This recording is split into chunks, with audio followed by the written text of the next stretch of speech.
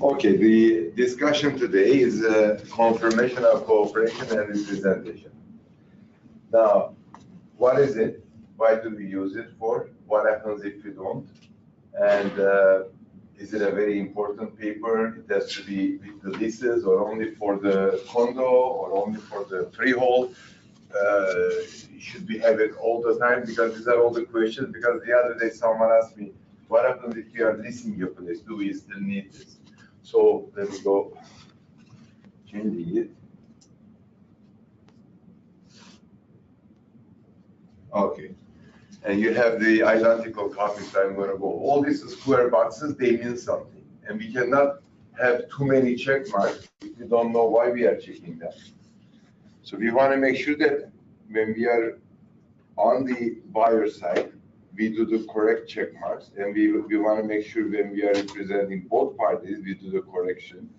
And when we are on the listing part, when the offer comes in, we check that everything is proper. So we'll go. Any questions, please? You can stop me and we go over. I want to make sure everybody understands. Let me get a bigger copy for myself. First of all, can anyone tell me what's the benefit of this form? Why are we using it? This is how you get your commission. That's it. So you don't have this, you may not have money, because this is, it says confirmation of cooperation and representation. So we are using it to make sure who we are representing, how we are representing, and how we're going to get paid. The first page is usually explains with the initials and with the check marks who we are representing in this transaction. Are we representing only the buyer, both parties, under what conditions? And then the second page gives us the information, who's paying us and how much. So very simple. That's right there. Okay. And you can make notes on your handout. So first of all, we need the buyer's name, full name. 2 names on the contract, 2 names over here. Every contract must have this. Doesn't matter it's commercial, residential, condominium, rental, or whatever. So we must have one of these attached to everything. If you're typing your own offer on web forms, make sure there is one available. If Brenda or any other person in your office typing the offer, make sure that there is one attached to it. I mean, the girls usually on the weekends, they are not agents, they are not, they are part-timers. So sometimes they don't know exactly what paperwork do you need. Brenda in this office, very qualified person, years and years she's been working, so she never give you an offer without this or without other necessary papers. But other girls at night, weekends, I mean, they are young girls, so they don't know exactly what real estate means. They just work. So you have to tell them what you need. And this is one of the most important paper you can have attached to your offer. Okay?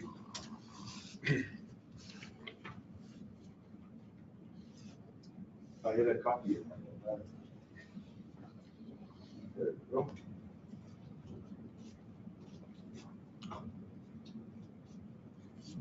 Buyer's name. Whatever you have on the contract, you must have the identical name of this. Seller's name, good morning. Good morning. Seller's name, whatever you have on the offer, agreement of purchase and sale, you should have identical name on this. If anything changes, this has to change, but when you are making an amendment, it automatically changes everything. So you don't have to go paper by paper changing the stuff. So,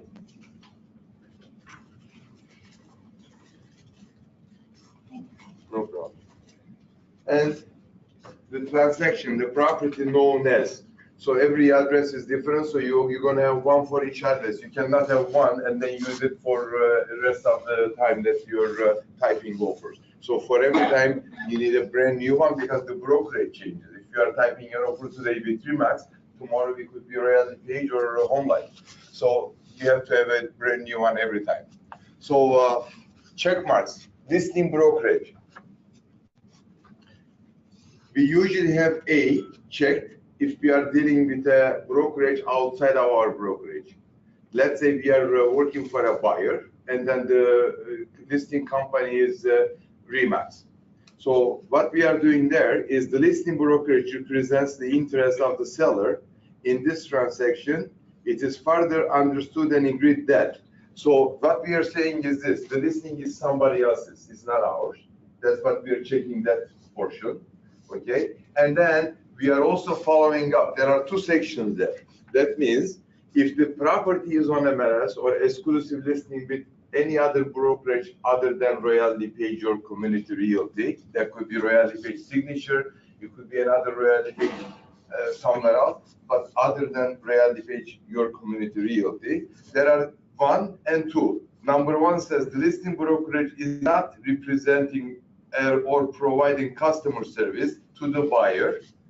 If the buyer is working with a cooperating brokerage, Section 3 must be completed by the cooperating brokerage. So, in other words, when you are typing your offer and the listing is somebody else's, you're going to check mark the number number 1A, and then there is 1 and 2. Number 1 says that the listing broker is not providing no services to your buyer. So you are with your buyer. So that has to be blank, okay? That has to be unchecked. And then second one says the listing brokerage is providing customer service to the buyer. So if you are working with the buyer at the same time, but you were the listing agent, then you are also checking that part, saying that you're providing customer service to your buyer, okay? So that's one. Now, the first one is the listing brokerage is not representing or providing customer service to the buyer. If the buyer is working with a cooperating brokerage, Section 3 is to be completed by cooperating brokerage. So that's us. We are the cooperating brokerage. Okay? Excuse me, Yeah. one more time. So if we work with a buyer, we should check mark on A and then 1. Yes. Okay. And if the listing is other broker. Exactly. When you see a listing on MLS, obviously the listing broker is not providing services to your buyer. You have the buyer on your side. So you have to check 1, A, and then 1. Okay? And then the second one, if you are providing customer service to your buyer, then you can check number 1, or sorry, number 2, A, number 2, because you're providing customer service to your buyer. Okay? Is it clear? The listing brokerage is providing customer service to the buyer. Here it says the listing brokerage is providing customer service to the buyer. Right. So the listing brokerage, who's the listing brokerage? Let's say, no, I'm just talking about if you were the listing brokerage, then we would be providing customer service to our buyer, checking number 1A, 2. Okay? Now I will go over, don't worry, I'm going to go a few times over so it's going to be more clear. Is Connect part of this now, or? No, Connect is as long as it's not your Community Realty, Connect is a separate entity. So it's not multiple? No. Unless we have another company now, Vivian has 6 more offices. Maybe some of you don't aware of it. It's a Royal LePage Connect. Even though the brokerage, like Michelle is going to be the, like part owner or all owner, I don't know the details of it. The name is important, not who owns it, okay? So if the name of the company was Royal LePage or Community Realty, then it's part. But since it's another name, it's not included with Royal LePage or Community. Like you will treat it like any other brokerage, okay? Because unless they have an understanding between Rigo, it's all clear that it could be the same, then it's a different service. So far, I haven't heard anything, all right? Now, what does multiple representation mean? What does B mean? Who can tell me what is multiple representation?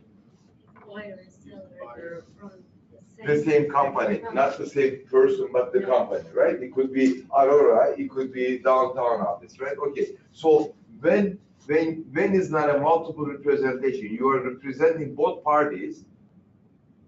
Do we have to check that all the time? When you are representing 2 parties, buyer and seller, is it always a multiple representation? It is? Okay, let's discuss that. She said it is. You're saying no. Only if they are clients, not customers. Yeah. Number 1B. Yeah. Number 1B. But It what is says your question? multiple representation. What does that mean? Same company. Same company Yeah. or same person. Right, Okay. You have a listing, you're selling it. right. You have a listing, he is selling it. You have a listing, downtown office is selling. It's multiple. But when does not become a multiple? She said any, pardon? When is a client? I Client. mean, it's not a client. Okay, how does it become not client? What has to happen there? Customer. Customer. Third Okay, customer. so when we have a listing, MLS or exclusive, doesn't matter, okay? You are representing somebody. When you have a listing, who we are representing? When you have a seller. So the only party you're representing is the seller. Okay. Now, when we have a buyer agency, either ourselves or the company, that is a multiple representation. I have a listing, he has a buyer with a buyer agency. It's a multiple representation. I have a listing, downtown office has a buyer with a buyer agency. It's a multiple representation. The only time is not a multiple representation, if I have a listing, he has a customer service, then it's not a multiple. Without buyer representation. No, because it's not a service that we are providing to the buyer as a client, okay? So it's not, even though the same company is servicing two people, okay, buyer and seller, is not a multiple representation. Is that clear? Yeah. Okay? Or let me change around. Now we have a buyer agency. I have a listing, but it's not on MLS or exclusive. It's a seller agreement to pay commission. Can it be multiple representation? Yes. No. Seller is a customer. The buyer is with him. I have a seller. He says, Gregory, I heard that you have a listing. I don't have a listing. I have a seller who's interested. He says, bring me a customer, bring me a client. I give you commission. But he signed seller commission agreement, not a listing. The only time you have a multiple representation where you have listing and BRA, buyer representation, both sides. If one side is a listing, the other side is a customer, it's not a multiple. If one side is a BRA and the seller is not a listed person, it's not a representation. It's a customer service to the seller, client service to the buyer. Clear? So, Yes, What do you any mean? question, go ahead. yeah, what do you mean the property is not on MLS? The property is not on MLS or is not listed exclusively. It's a Okay. customer service we are providing to the seller. It was a private site. I go there. Okay, I say, my name is Gregory, I'm at Reality Page. I think we can sell your property. Can you give us a listing or whatever? He said, I'm not listing with anybody. I'm selling privately, but if you have anybody, bring him. If they like the property, then we'll negotiate. But we are not giving no exclusive, no MLS listing. There are some sellers like that. But he has somebody with a buyer agency agreement. Then in order to protect me, I go and tell him that at this time we have seller customer service that you will pay me 4% because he's going to bring a customer, a client. Once he signs that, then we are representing. But representation is not a multiple representation. His is a client, mine is a customer. So it's not exactly the opposite of you have a listing on MLS, he has a customer service with a buyer. It's opposite. Just to talk a little more about that, because that actually happened to me a few days ago. Okay. I have someone, they told me bring a developer. It's a good opportunity, so I have to find a developer. But what do I sign the seller up as, exclusive and customer? No, it's either or.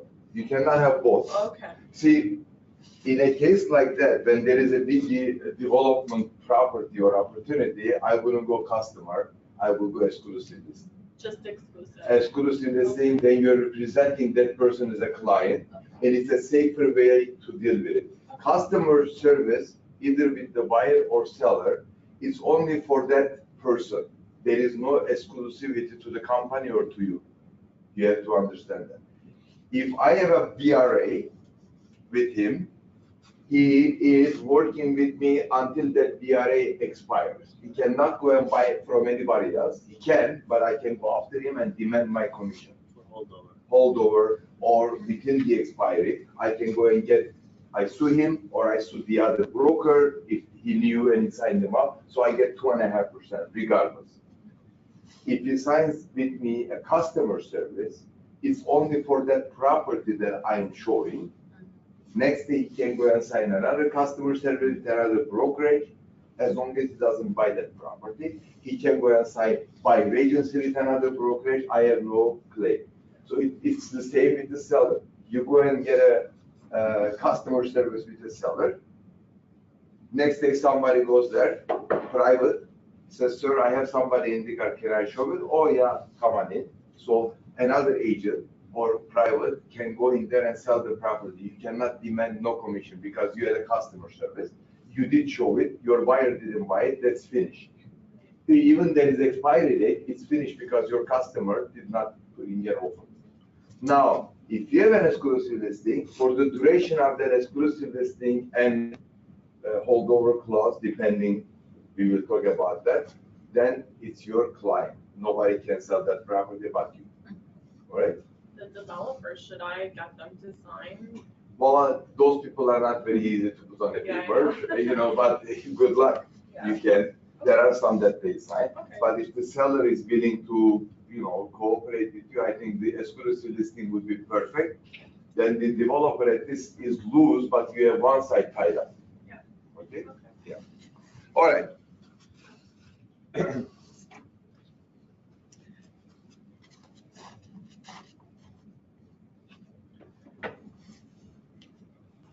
Number two, down the line, property sold by buyer brokerage, property not listed.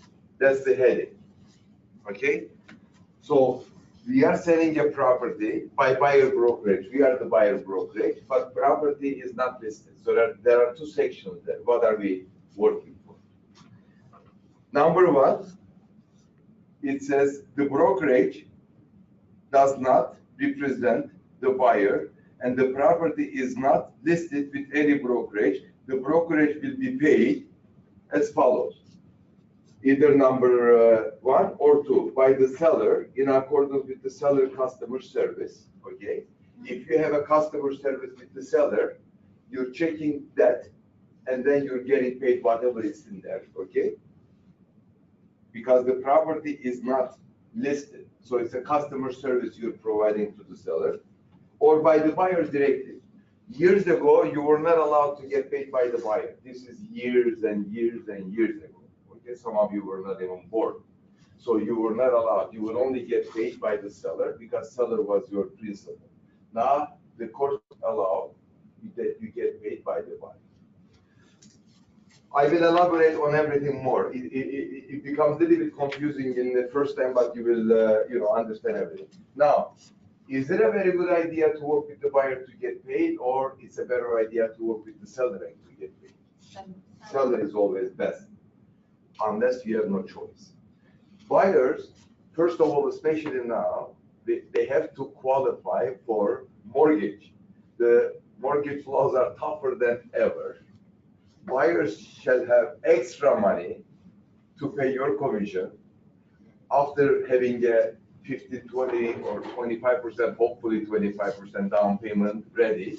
And the plus on closing day, if they are buying a $800,000, $900,000 home, 20% of that is $160,000, $200,000. Then plus they have to have another $40,000 to pay you.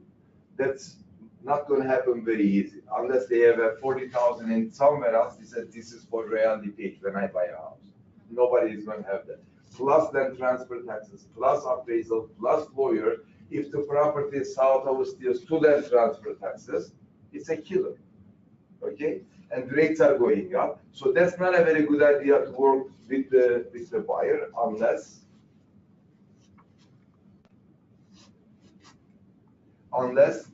are we okay? Yeah, I lost my keys. You lost your keys? Yeah, everything's on there. Unless there are no other choices, okay? The seller says, I don't care how you are getting paid, I don't care who's paying you, I want $800,000 and you work on your own. Now, that's not gonna be very easy deal, but if you have no choice, you're either gonna let it go or take your chances. On closing date, if the buyer doesn't have any money to pay you, I pay you later. The deal has to close. Lawyers cannot stop the sale. okay? The mortgage is already registering, so good luck to you. So you get paid somehow, maybe 5 years from now, 2 years from now, you have to go to court, whatever the case is. But it's not a very good idea to depend on the buyer's commission. That's my personal opinion. So the best thing is to make sure that we have a customer service with the seller, and there is some kind of a remuneration written there, 2.5%, 2%, 5%, whatever the case is. Don't bother the buyer. And then the good part about it, the deposit that you get from the buyer, that goes to the seller on closing, it will not go anymore because that's part of the commission. But the other way, when you're holding the deposit, it does not say that you can get paid from that deposit, the payment. The offer doesn't say it, okay? So we have to be very careful with that.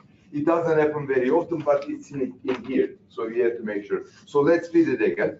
Number 2, property sold by buyer brokerage. We are selling this property, but this property is not listed, right? So we have 2 choices. The brokerage does not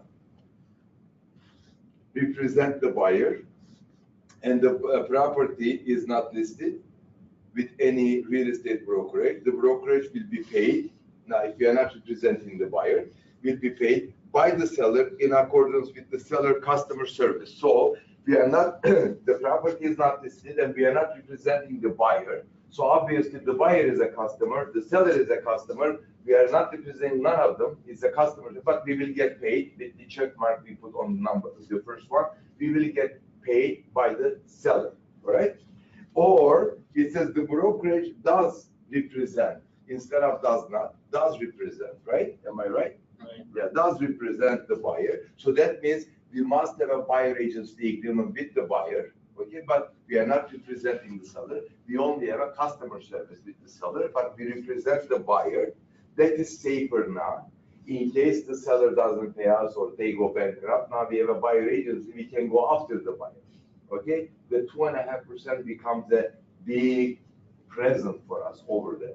When you have a customer service, there is no such thing, okay? You cannot go after the buyer, give me money. When you have a BRA, you can go after the buyer to demand your commission legally, all right?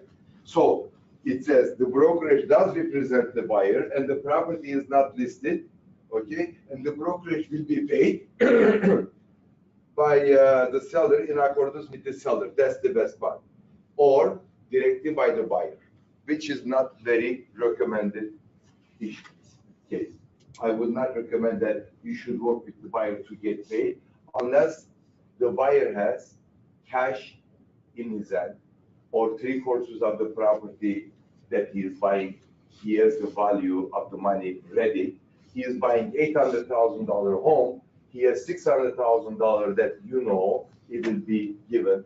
That he needs only $200,000 mortgage. Then you say, according to our agreement here, you are paying also royalty page, okay? So keep up $50,000 on the side beside your down payment, beside your land transfer tax, so to pay royalty page. There are cases like that, very seldom. Not everybody has $600,000-700,000 and buys the $800,000 home. Usually when you have $600,000-700,000, you go to $1.5 million to $2 million home. But I'm just giving you an example. If that's the case, yes, you are safe to get paid by the buyer.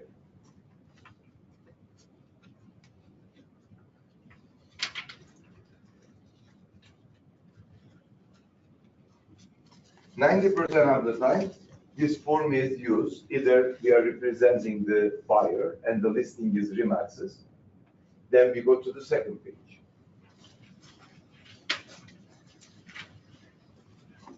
Now we are the cooperating broker. I will elaborate a little bit more on the first page again. Let's go over. Okay, second page. Now we check the first page on listing brokerages part. A, the listing brokerage represents the interest of the seller. We check that. And the listing brokerage is not representing and providing services. We check that, number 1. Okay. Now we are representing the buyer. So we are going on the second page. Yes. Additional comments? Additional comment, I'm going to come to that. There is a few things that I have to talk about. Second page, number 3. It says cooperating brokerage completes section 3, and listing brokerage completes section 1. Okay, so section 1 is done by the listing brokerage, but since we are typing the offer, we do it because we don't leave it blank and then send the offer for the listing. We do it. We know that listing brokerage has a listing and he is representing the seller, so we check mark. We know that listing brokerage is not representing our buyer. We check A, am I right? Okay, number 1A or A number 1. And then we go to section 3. Cooperating brokerage representation. A, B, C. The cooperating brokerage represents the interest of the buyer in this transaction. What does that mean? 90% of the time, this is the one we are checking. That means you have a buyer agency. Your cooperating brokerage is us. Listing brokerage is another party. We check page 1, section 1, A, and A and 1. And then we go to the third page, we check A. The cooperating brokerage is us representing the interest of the buyer. Okay, A. So we must have, when we are doing this, we must have buyer agency agreement.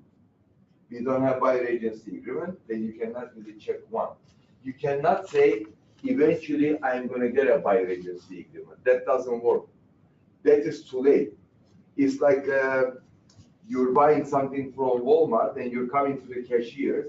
Oh, you're saying, oh my God, I don't think I have my wallet or Visa. I'll come back tomorrow and I pay you. Then I'm going to let you out. That's too late. You have to leave the merchandise, go to your car or go home and then come. Nobody's going to tell you, okay, come back tomorrow and pay what you're buying today. No, that's too late. When you're typing an offer, you have to have that relationship with your buyer or seller in this case, but mostly buyer, that you establish your relationship with the buyer before you type the offer. It says in my course, buyer agency, that you've been here, at least prior typing an offer. Okay, the presentation has to be established. When you present the offer, either accepted, rejected, signed back, that's too late. Your presentation already been discussed and has to be approved already by both parties, okay? If the buyer says, oh, I'm gonna do it at the end, don't worry, that's not a presentation. Then you shouldn't check that part. What is the second choice? It says the cooperating brokerage is providing customer service in this transaction. So you either have A or B. If you don't have one of those, you are not doing your job properly. Number 1, first of all, you are working against RICO rules and regulations. I am not there. I shouldn't say I don't care, but I'm not there to tell you that this is wrong. You have to know. That's the reason we do these classes, okay? You are not doing your job properly, and you are providing extra service to that person that does not deserve, okay? Why would I give a champagne to somebody if they only deserve a glass of water, okay? That person or people do not deserve a client service, yet you're providing client service without any paperwork, without any understanding between the two parties. So that's not the case. You should. You're either going to have a buyer agency or you're going to have a customer service. Now, does it really matter which one? Does it really matter which one? It does. I prefer to work as a client with someone rather than customer, right? But that doesn't mean if this person is not willing to sign with me buyer agency, I should let him go. I can work with him as a customer, but my responsibilities are limited, less, and then once I finish this work, he may end up with somebody else next round. That's all. But I don't have to provide him the full service of client. There is a lot more. You're giving him advice, you're giving your dinner on Sunday afternoon and going showing properties. Customer, you don't have to do all that. All right? So you have limited service obligation to the customer, but you have a lot more to the client. And yet, most of us, I won't say all of us, most of us, we do all this work with no paper in our hand, and then a month after they end up buying from another person, a month after they go and buy in an open house because the listing agent said, oh, if you buy with me, you're going to save $10,000. A month after they go and buy a private, then you start feeling upset. I have people coming and crying in my office that I worked 3 months with this person. I showed them everything. At the end, they bought from somebody else. Well, did you have VRA? No. Well, there you go. Can I ask a quick Yeah. question in regards to the DRA? You know, at the bottom, it says schedules, and then there's a blank space. Mhm. But if we don't know how many schedules are going to be attached to the agreement, can we leave it blank and then, On the VRA? yeah, Yeah, what is the schedule for? I tell you. Usually, you don't need anything. okay. You don't need, because if you have a very basic VRA, let's say you sign a VRA with no attachments or anything, so you don't You need just nothing. leave it blank. But there are times you want to keep a log. You want to know what you're showing when you're showing beside your MLS picture. Some people are picky people, okay? I am one of them. I like to have everything in writing and filed, and 10 years from now you ask me, who was your client? I believe it or not, 44 years ago, who was my first client? I still have the file.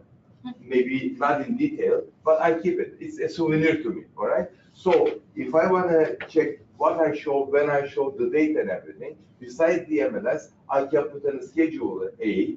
And there are times if I don't trust the buyer, even though I have a VRA, if I don't trust the buyer, I get an initial. That today, March 21st, Gregory of Royal Live showed following properties. At the bottom, I get an initial. So the buyer, right? So a lot of time when there is an issue, when you have this paper trail, my God, you have a winner. There is no, first of all, the tribunal looks at it, RICO or Toronto Real Estate for Arbitration Committee. I've been there many times bringing people and protecting them. So they look at it, oh my God, she or he is 100%, like there is nothing missing. All the paperwork is in order, the names and addresses and phone numbers. If you're missing information and nothing, you could be 100% right, but how are you going to prove it? That's the issue, okay? So keeping a record is always advice, preferable, okay?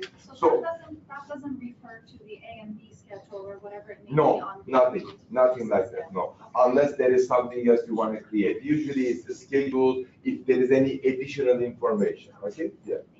So, number 3, C, we are on the second page, C. The cooperating broker is not representing the buyer and has not entered into an agreement providing the customer service to the buyer. What is this mean? Can anybody tell me? See, everybody is doing that. When do we use this? Have anybody used this so far? I don't think so. You don't think so? Can you tell me why is it there? What does that mean? Why would you work with somebody that you're not providing customer service, you're not providing client service? Why would you need somebody, and how would you work with this What's person? the point? That's the point, right? What's the point? Any ideas? Family member? Let's say family member, you still need a paperwork. And You're you selling you your still sister. need a commission. You still need commission.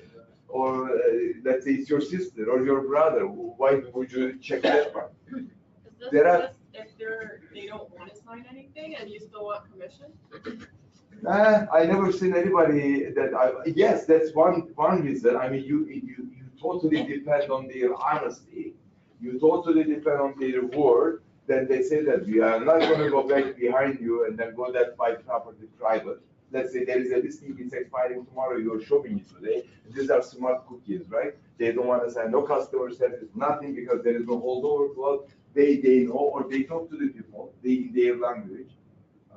I understand 3-4 languages, that's it. But there are so many other ones that they can speak to each other. And then they say, the seller say, tomorrow or next day, my listing is expiring. If you didn't sign anything, come back, we do it together. Why you have to pay money, or why do I have to pay money? You say 20,000, I say 20,000, that's $40,000 savings. So that's the time they can force you to say, I don't want to sign anything, but I want to be that.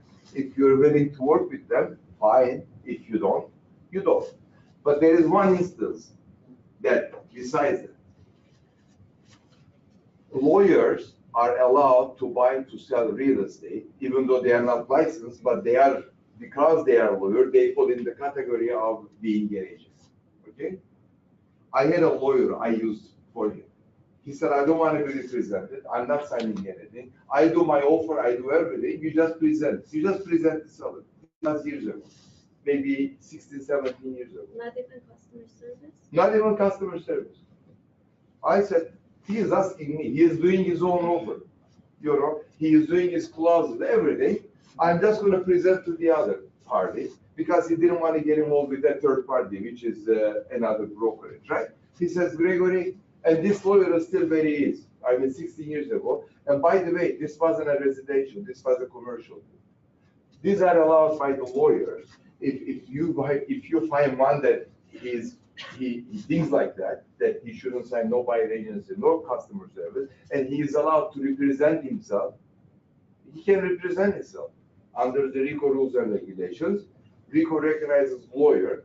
They can make appointment. They can go to see a property. They can say, I am a lawyer. I'm not belonging to any association. No royalty paid, no remarks, but I am a lawyer. I have the power to present you this offer by law. Okay? So once he is allowed, then that is the section that you can work. All right? And then the other section, of course, the buyer is saying, I don't want to sign anything. You want to work with me? This is the way I am. You don't want to work with me? Bye-bye. Now you're going to say, if he goes, he's gone. Let me work. I showed him a couple houses, what happens? So that's the only time. Okay? It's not very safe, but that's the only time. Anyway, let's leave that part out. We don't want to have that.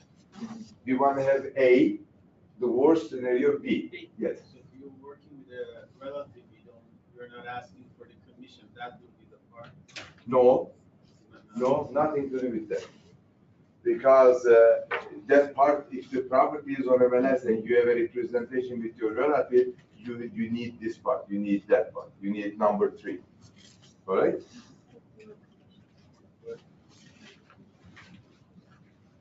Now, let's go further down. Cooperating broker commission. Now, that's the most important part. Let's talk about this. It says A and B. The listing brokerage will pay the cooperating brokerage the commission as included in the MLS information for the property. Let's say 2.5% plus HSD, usually plus HSD anyway, to be paid from the amount paid by the seller to the listing broker. So from the seller amount, you will get paid 2.5%. All right? Or B, the cooperating brokerage will be paid as follows. So again, 90% of the time we are using A because there is a commission given on MLS section, 2.5%. So you put that as per MLS and you send your offer. So 90% of the time we are using that. There are times it's as follows. As follows means you're changing something and it has to be initial. If you're working on a different commission split, you have an agreement with the other brokerage that it should not be 2.5, but it should be 2 3/4, 3 or 2 1/4. You should get it initial. If it's not initial, it's not worth anything. Okay? Now we have cases right now as we speak with MLS department, and there are 2 different issues in this office. One of them, the commission was offered at 2.5% on MLS. The agent that was representing the buyer, somehow he copied most information from another deal and he put 3. Okay, but the commission was offered by MLS 2.5, not 3, not less, not more. But they put 3%. And the listing broker, somehow they never noticed it and they accepted it. The offer got accepted, the conditions are removed. Then the listing broker noticed that it's a 3%. And they send us a letter saying to our agent that there is a mistake, let's correct it. The agent says, no, you should have corrected then. Why should I? You promised on your paperwork, you're going to give me 3%, I want 3%. Now, who has a case? Us claiming 3% or them, they were offered 2.5%. They accept it, they have to honor it. They who?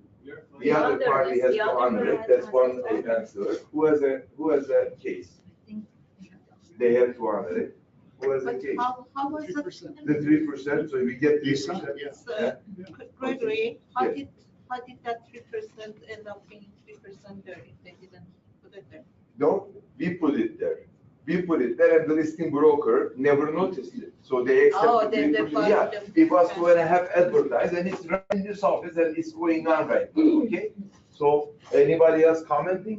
Does it have to be 3? Are we gonna win the case or lose the case? We're gonna win. Everybody says win the case. Yeah. No, we are I not. think it depends on the It's because it was not initial, you see? It says as per MLS. MLS is 2.5. You can put that 10%. If somebody is blind there and he doesn't see it, it has to be initial. Anything other than MLS, it has to be initial. By the listing broker, listing. by the owner, by the, Where to be initial? right there, right here, right there. Mhm. Because you're saying as per MLS, 2.5%. MLS is If you don't say 2.5. as per MLS, Pardon? if you don't say that, No. if you say just 3%, it's. One moment, that's a good question. Then it has to be here as follows. If that MLS, instead of MLS, it was on the second line B, then we had a case. Initials are must, because you see, MLS shows 2.5%. You're putting by mistake 2%. Yeah. You think they were gonna win the case? No. You can go after that 0.5% and you get it. The board is saying, this is the board, not me. Okay, the board is saying, the rule says, as per MLS, if the MLS listing is showing 5% and you put 3, you get 5. Unless you put 3 and everybody initial. There are reasons. Why would you put 3? Let's say the house price is 1.2 million and you want to reduce your commission to 3% from 5 to get the deal. There are times we work with our commission to make everybody happy. That's the time you change it to a lower portion. Everybody initials it. If there is no initial, it's a human error. The board is not recognizing that as a winner error. Okay? It's not us. So we have another case now. We are on the listing part. And this time the mistake is for the benefit of us. They put less 0.25%. Because people copy. You know, they copy and paste. They save one on the web form. When they go to type an offer, they take the information. Even the name sometimes is wrong because they copy different addresses. They forget that it's another property. There is offering, we are offering 2.5. They came up with 2.25. You know, and now they realize they want, and the agent is saying, I'm not paying you 2.5. It's right there again in this office. I'm not paying you 2.5. You wanted 2.25. My client was going to ask more money. I told him that it's 2.25. That's why he settled for this price. But why didn't you get your client to initial it? There is no initial. If there was one initial there, in order to be a valid contract, the other party had to initial, then it would have resolved the problem. You see, there are initials missing. In that case, does the listing agent has to initial it as well? Yeah. Or just Oh, yeah. the? No. Okay. Because at the bottom, on the first page, and everybody here signing it. Right. Cooperating broker, listing broker, look at it. Here, 4 people initialing it, so we need everybody's initial. But when you are working for your benefit from the listing agent, you don't care whether seller or buyer initial. As long as listing agent initial, Right. they are accepting to pay you 3%, they get less money. It's their stability not to get the seller to accept it. If they don't get the seller to initial it, Remax, Home Life, Century 21, you're lucky if they initial it, you can take them to the arbitration, then you win the case because they initial to pay you 3% or 2.75. A question for you. Sometimes there are some properties, not in GTA, but out of GTA, it's coming here too, that they offer only 1 point. I am coming to that. I will come to that. Okay. That's part of the program today. Okay. So that's the second part. Okay, that's the second page. Now we are signing, we are initialing most of this paper. Again, there are so many mistakes I see, other managers see that we have to correct. If we are working for one party and then the listing is another party, everybody signs initials as, let me go back. So the buyer is ours, the seller is somebody else. We check here, we check there that the listing broker is not representing our buyer. And then there is nothing else here. Buyer initials right here. Cooperating broker is us, we initial right here. And then the seller, when they receive it, they initial here, and the listing broker initial that. That's the first part, okay? And then we go to the second page. There is nothing to be there unless we are changing commission. Then here we have cooperating broker. We are cooperating broker. There is a name and our title, whether we are broker or salesperson, and the company name. We sign and date it. And then the other party signs and dates it. And then down here, there is the buyer, there is the seller. This has to be completed exactly how it is in order to be a contract. Anything that is not done properly is not 100% completed. There is always a problem in the courts. If something comes up saying that how come there is no signature, how come there is no initial, there is always a problem. Okay, so that's the one scenario. You are on the buyer side and then the other. Now we are the listing side. Okay, I will give you three scenarios. We are the listing side. We are the seller. The offer is coming to us. It's check marked here and check marked there. So we are presenting the seller, and we have nothing to do with their buyer. Okay, how they deal with their buyer, we don't care. We are on the listing side. So this time they initialed here. Okay. They initialed here, sorry, and then they are sending us this paper, okay? And then we work with the offer, whether we are sending it back or accepting it. Then what we do, this is signed by them, the brokerage. We sign here as our agency, and then this is signed by the buyer. Then we sign here and send it back or accept it. Very simple. Now the scenario with multiple representation, it changes completely. And we all have the greed. If he is the listing agent, I am the selling part.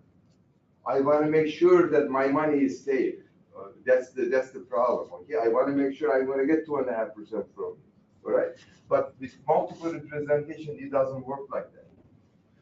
Let's work on multiple representation. Buyer and seller is royally page. It doesn't matter me, him, or someone else.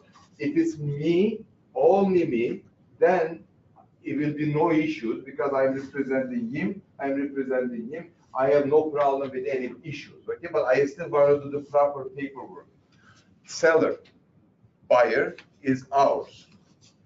We have to check right here. Now I'm going to ask, where else do we have to check? We check there. Anywhere else on the first page, do we need any check mark? I'm going to change it. Anywhere else on the first page, we need to do any check mark? No. Let's go to the second page. Where do we check mark over here? Where do we check over here? Consent. Pardon? Consent. Consent, yes. That's initial. I'm talking about check mark. Second page, any check marks for a multiple representation? Yeah, the box and the buyer, yeah. That's initial. I'm talking about check mark, like up there anywhere. Check mark. You have to say, even if it's wrong, let's correct it. No. You say no. Anybody says yes, and where? Check marks? No. No. B, A, B. Where? A and B A. together? A and B together? No. You said B? A and B together. No. A. A. Do we have to check mark A? We are learning. Don't worry about it. Yeah, I Yeah. think so. You say, okay. All right. She said check mark A because we did representation at the first page. We put a check mark right here. B. Okay? That's a must. Right. And then some of you think A and B on the second page. No. Some of you think only A. Right. I say no. No. Because why I'm saying no? Look at the title. Look at the heading there. Cooperating brokerage. We are not cooperating brokerage. We are a listing brokerage, and when we are representing both parties, we will remain listing brokerage. Cooperating brokerage means other than the listing brokerage, someone outsider, not royally page, your community, but anybody else. So there will not be any check mark there. That's a mistake. Now, if Mo was the listing agent and I am the buyer agent, where would I write my commission? He is offering either exclusive or MLS, 2.5%. How would I secure my commission? Where would I put my commission? Sorry? As follows. As follows. Okay, B. Okay, she says B. Who else? Any other ideas? I want my commission, right? Where am I going to put my commission in this case? In second one, B. B. Mhm. Okay. Anybody else comment? Here it says again cooperating brokerage, so we are I not cannot put any commission anywhere. anywhere. Yeah. Nowhere, no commission. Nowhere. Let me tell you how you're gonna work that, okay? Because this section is only for the cooperating Corporate. broker, using that section for anything in the court, law of court, it's invalid. And you can actually get penalized. You can actually get penalized. We had a case years ago, because it was not, this form was not filled properly, done properly, we lost the court case. Okay, so you cannot fill anything in there. How are you going to protect our commission? I tell you that. So let's go to the first page. This is, we are working on multiple representation. Check mark here. Okay, now there are initial. Where do I initial? Where do everybody initial? Obviously, buyer initials here, Seller there. seller initials there. I am the listing, or he is the listing agent here, and I am the cooperating, or what? Where am I going to initial? Right here? No. No. You're No not initial. cooperating. This is blank. No. I am preparing a trap so everybody falls in. Okay, so no initials on this. Okay, when you are on a multiple representation, you are not initialing the cooperating because you are not a cooperating broker. All right? So 3 initials on the first page and 1 check mark on the first page, addresses and the property address. Here, the listing brokerage has to sign, Yes. not the broker, not the agent. Is it?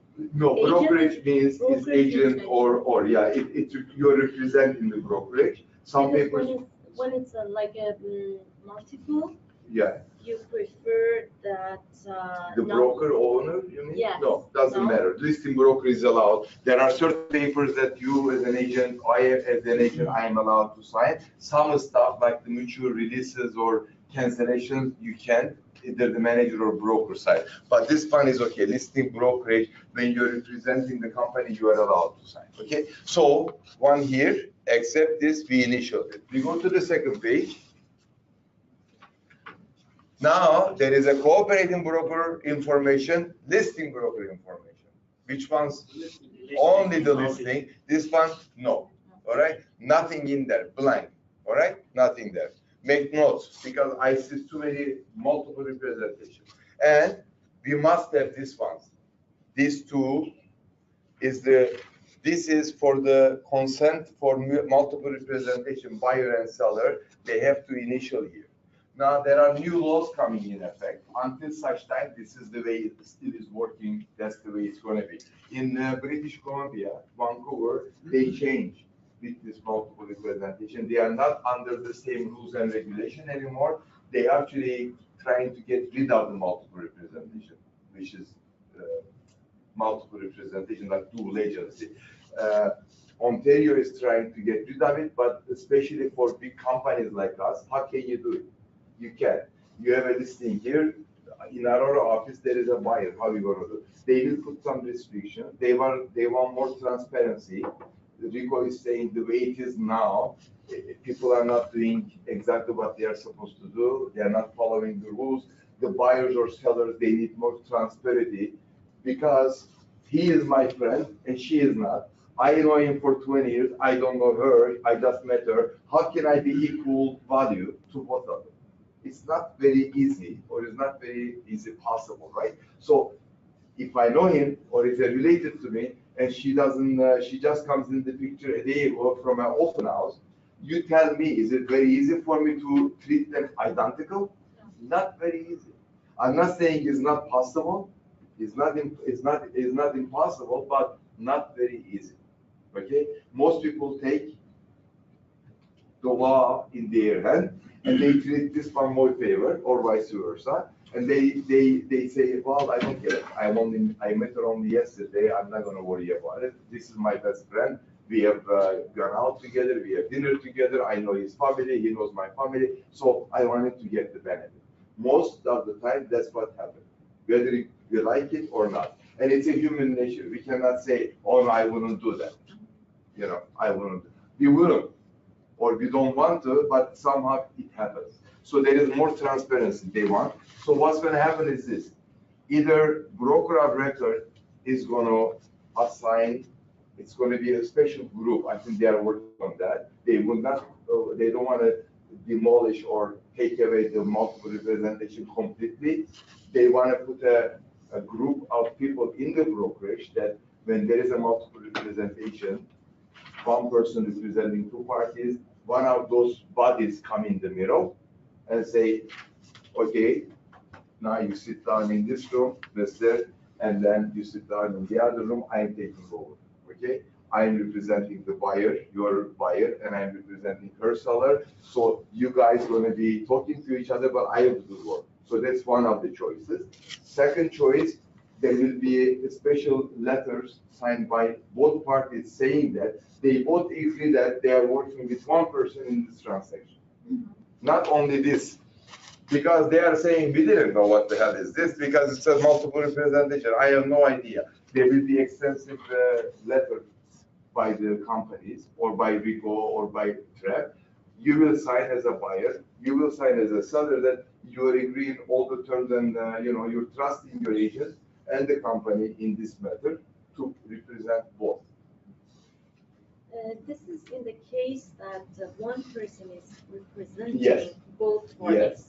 Okay? Exactly. But we have all other kind of multiple representation, which is like two different agents working In the on same company, Yeah. yeah. That is So easier. in that case, That is it's easier. not, yeah. That's easier because he doesn't know your buyer as well as you do, and you don't know his seller, but responsibilities are the same. Yes. We all say my buyer, and he says my seller. You say my buyer, he says my seller. He is from this office, let's say you're from Aurora office. You cannot use my buyer, and he cannot use his seller. It's our buyer and our seller because it's the company. The listing is given not to Mohammed. The listing is not, the buyer agency is not given to you. It's given to Reality Page. You're representing your Reality Page. But today, something happened, he lost his license, or you lost your license, or he forgot to pay his dues, okay? That listing will not be canceled. It will be company listing, and she will get it as a representative. Or someone else will get it. Your BRA. The buyer says, I don't want to work with Gregory anymore. I am fed up with him. He promised me so many things, he is a liar. That buyer agency is not canceled. It's the company. So that will be transferred by us, by Vivian, to another qualified person. There are issues like that. They list with him, they list with me. I don't want to give him as an example. He's a very good lister. And so they list with us, and then they come and say, he hasn't done nothing that he promised. I don't want him. I want to cancel my listing. You don't cancel listing unless you guys promise when you're taking this. So what happens? We try to negotiate with the seller. We say, listen, we have 400 other agents in this office. Maybe every office different. So you make a choice. Do you want a female? Do you want a male? Do you want Iranian? Do you want Italian? Do you want Chinese? Anything that you want. If you have a language problem, we supply you one.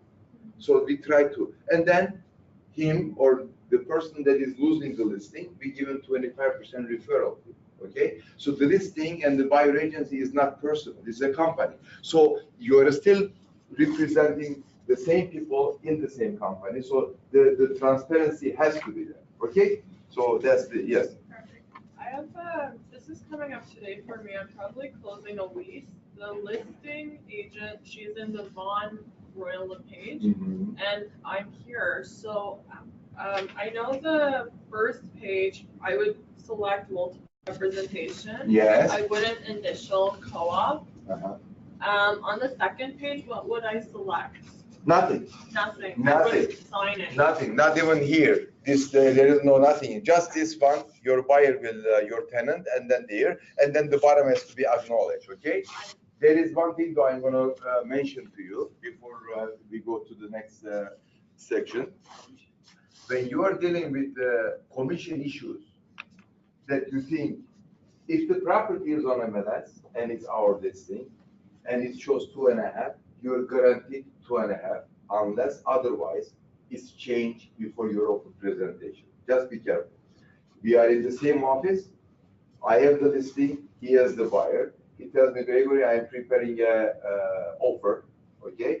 And obviously this is coming with the offer. There is nowhere written anything.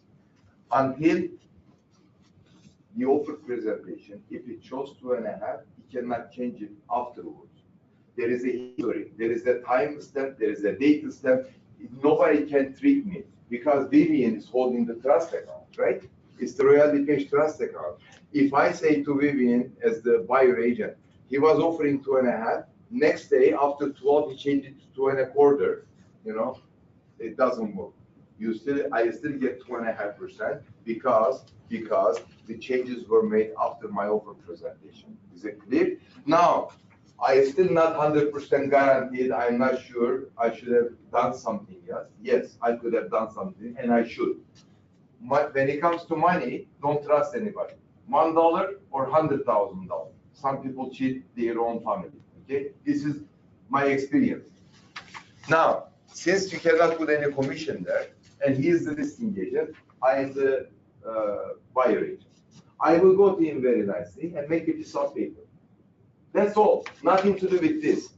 Make a piece of paper separately because I want to make sure that we are all clear and that paper is going to be part of the deal. I would say Mo agrees to pay to Gregory Istanbul on the above mentioned property 2.5% plus HST. Am I good with that? And he will sign it. Would you say no? He is offering 2.5. Why would he say no? I'm not giving him 3%. I'm not cheating. He would sign. And that's approved by everybody. If you have a deal that you think your commission could be in jeopardy with the person that you're dealing, it wouldn't be because it's the same brokerage. But if you think, get it something signed. It's very simple. 2 lines. That's all. Put the property address, put the date, and then say he agrees to pay on this transaction upon closing, successful closing, 2.5% plus HST, like whatever it is here, or as per MLS listing number. It's even better. As per MLS listing number, 2.5%. Would you say no to it? No. Yes. Sorry, when should this be done? Before you present your offer.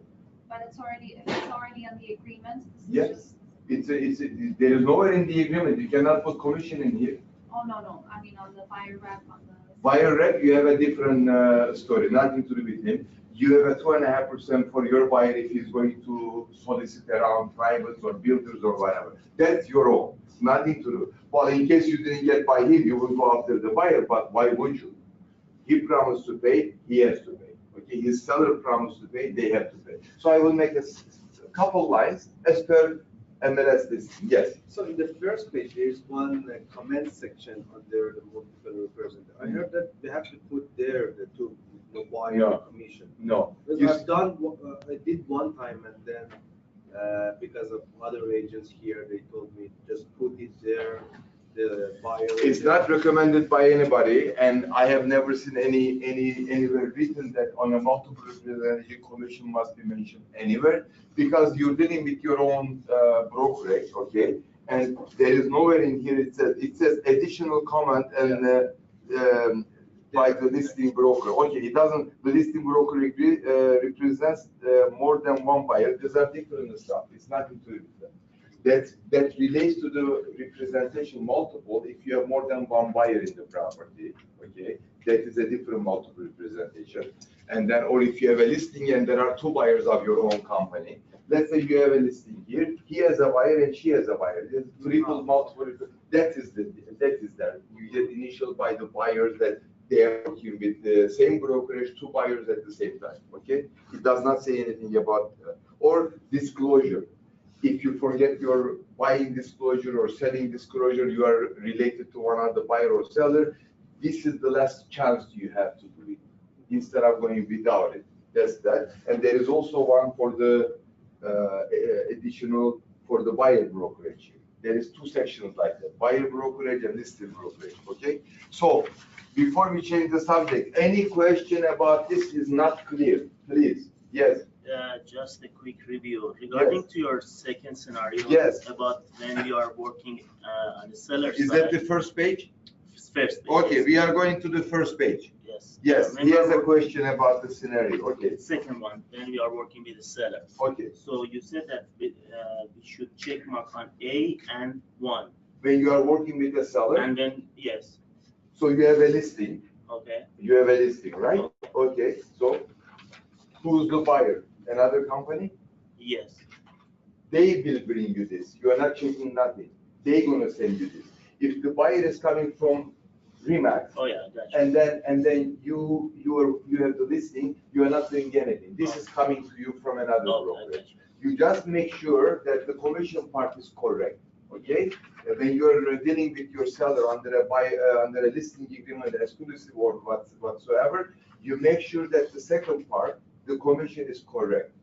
Or if there is a negotiation on the commission at the table, the seller says, at this price, I won't be able to pay what I promised.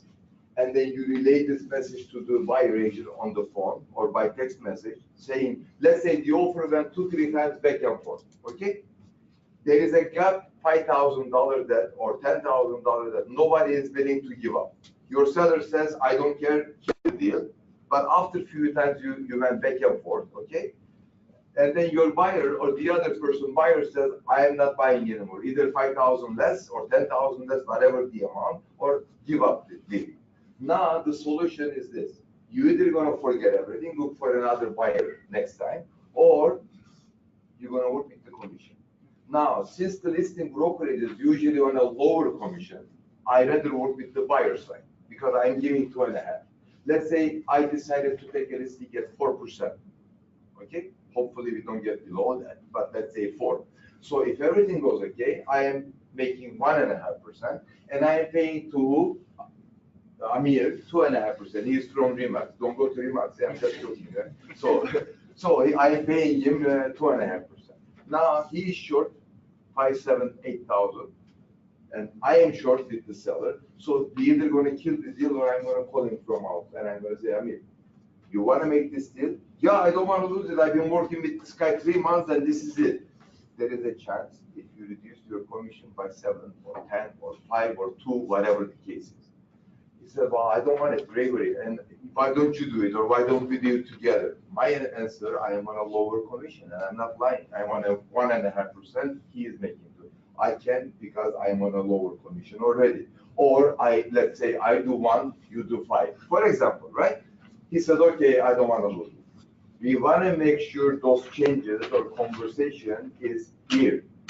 And everybody signs it. Okay?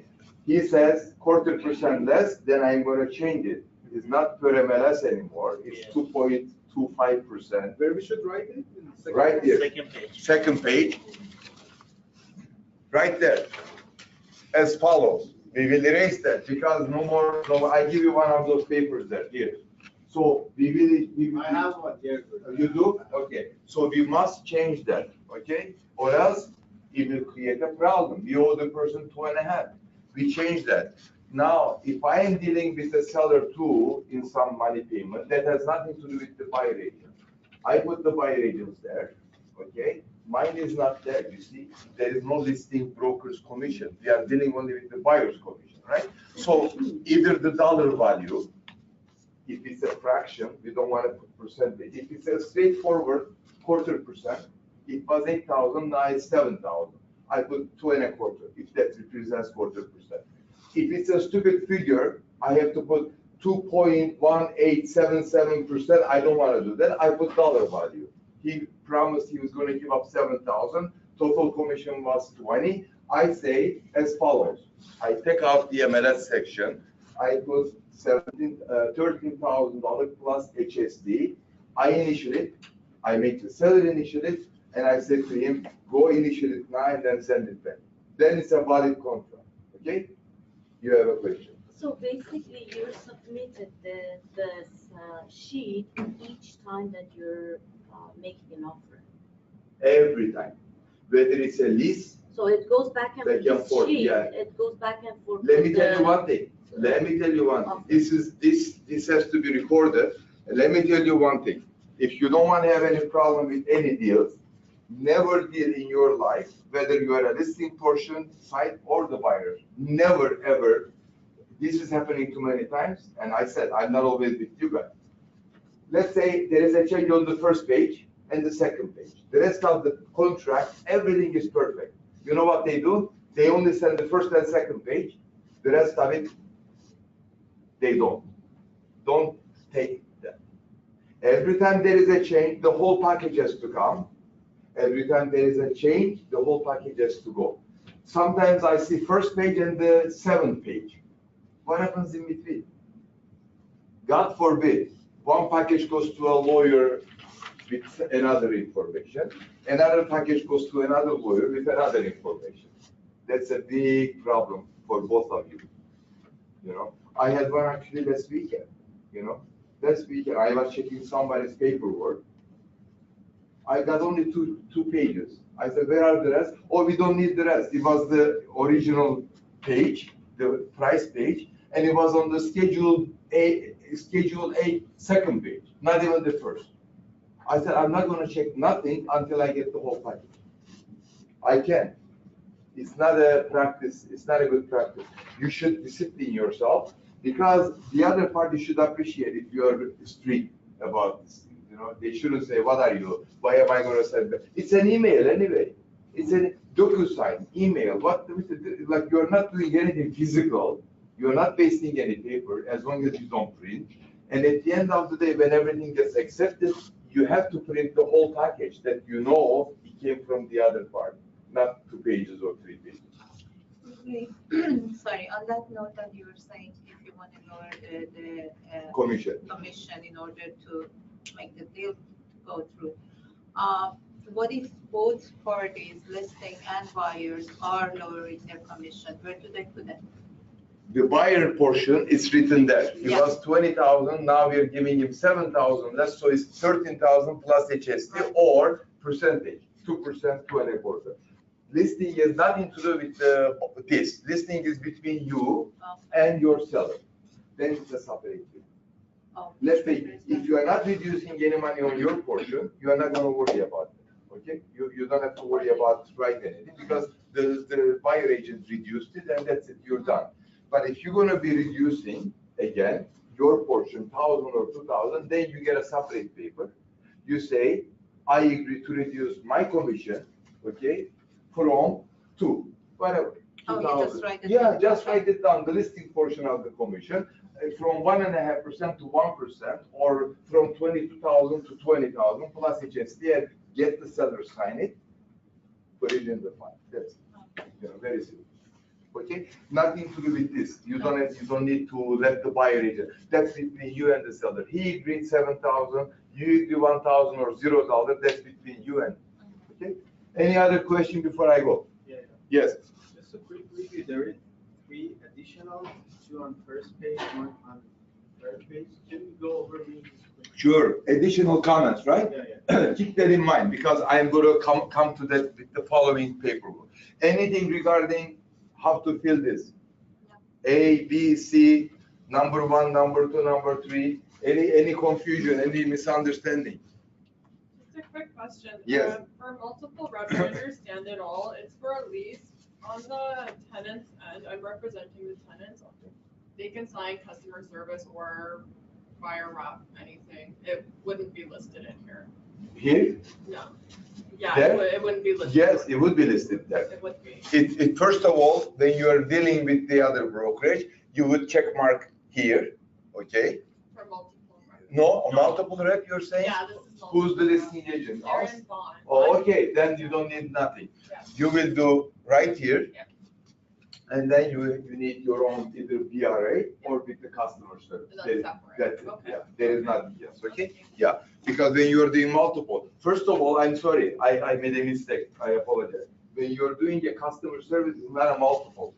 The only time it's multiple when you have buyer representation and a listing in the same company, remember? Yeah. So I got carried away. So it's not a multiple. If it's a customer service, then it's not a multiple. You're gonna do here plus a customer service, which is here. Let me show you. It's not multiple representation.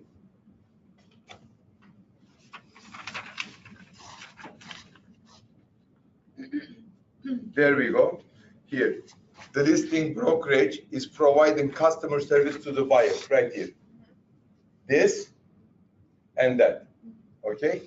You're providing customer service to the buyer. Yeah, if you're the listing agent and you're providing Yes, customer service. it's not a multiple representation. The only time is a multiple representation, MLS listing, exclusive listing, or DRA together at the same time. And if it's a multiple, just because the listing agent has the property and they're with our brokerage, I have the tenant, would I still get the tenants to sign a customer service? Yes. Or For sure. something, and it doesn't have to be listed on here? No. Because it's multiple, okay. No. Let's not confuse ourselves with multiple. You're saying multiple, but you're saying customer service. It cannot be multiple if it's a customer service. Oh, I see. We don't use the multiple word if it's not if it's a customer service. When you have a buyer agency with your tenant or buyer, and the listing is ours, then it's a multiple representation, right? Am I right? Yes. Okay. Let's say the listing is ours or somebody else's, doesn't matter, and you don't have a buyer agency, then it's not a multiple. It's a customer service you are providing. So that will be this, and then second one here. The listing is ours, whether this office, another office, but you don't have a DRA, so you are providing customer service. Multiple is not existing there. Okay? So for these clients, it would be multiple, would I get them to sign Buyer agents. buyer, That's it. cut the client? Client, yeah. Okay. If you have a DRA with these people and the listing is, you said it's one office, Yeah. then it's a multiple. Unless you have a BRA, it's not multiple. It's a customer service. And it's not multiple that time, it's here. Okay? Yeah. So if you get confused, come downstairs and I tell you more. Okay? All right, let's go a little bit more. Agreement to cooperate. There is a form. Let's pay attention to this form because it's not a very old form. Not too many people know about it. It's a form that the real estate board and the ORIA created. Form number 651.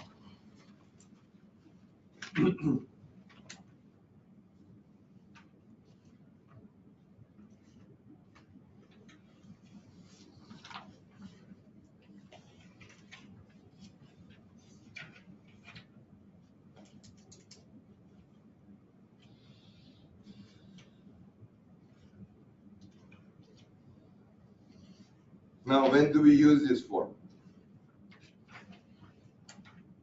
Form number 651. It says agreement to cooperate to be used prior showing. When do we need it?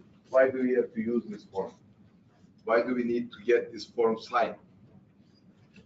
If you wanna just have an agreement with the customer for just that No, property. this has nothing to do with the customer. This has nothing to do with this is the with brokerage to commission, right? brokerage. Nothing to do with buyer or seller, okay? Now, the reason we are using this form, if the property you're showing is not a board listing, let's say it's North of Berry, okay, it's another board listing, and Toronto Real Estate Board does not have any jurisdiction to claim your commission in case there is an issue, okay? Or the property listed exclusive, and then there is an issue with the commission because you didn't have a copy of the agreement, then there is an issue on closing. So it says before you show the property, you make sure that this is signed by the other broker, that they have the listing or they're supposedly having a listing or some kind of a paperwork, that they are agreeing that they will pay. This is in black and white. Once they sign it, the broker, then it's forcible in our system here. Even if it's Aurelia and there is a different board, then you can force the issue because they are signing. You follow me? Okay. The listing is not ours. It's out of town. Our board does not have any jurisdiction. Out of town from here, an hour and a half, 2 hours north, you're showing to a client something in the Bonneville. Okay, it's not listed with us. But someone told you, you have a client up Aurelia or north of Aurelia. He said, Amir, I saw a cottage over here. I saw a property here. I like to see it and buy it. And now you want to show that property, but there is no information. You call they send you some kind of a agreement, not agreement, MLS picture, but it's totally different form, different stuff. It's not 1 hour, okay? Or it's an exclusive listing in Toronto. I'm just saying it, like, you know, in Toronto, Remax has an exclusive listing, and one of your buddy told you that Gregory and Remax has an exclusive listing. I think your client will like it. Now, for me to be safe, before I show this property that I'm gonna get paid on closing, this form is created for them, okay? If the brokerage on the other side signed it and accepts it, then you show the property. Or else I wouldn't. It's a good form. Keep it in mind, okay? Because it happens, open listing. I have a listing, I don't have a listing, it's an open listing. How are you gonna get paid? They are confirming that you should show and sell. So there is between the property owned by, all right? So listing brokerage, cooperating brokerage, and the owned by. There is not even a buyer's name, so you are safe. You're not giving your buyer. You This follow has me? to be signed by the seller or? By the By the seller or by the listing broker, supposedly. Oh, Okay, but there is the owner's name, and then all the other information is here. Let me read it to you.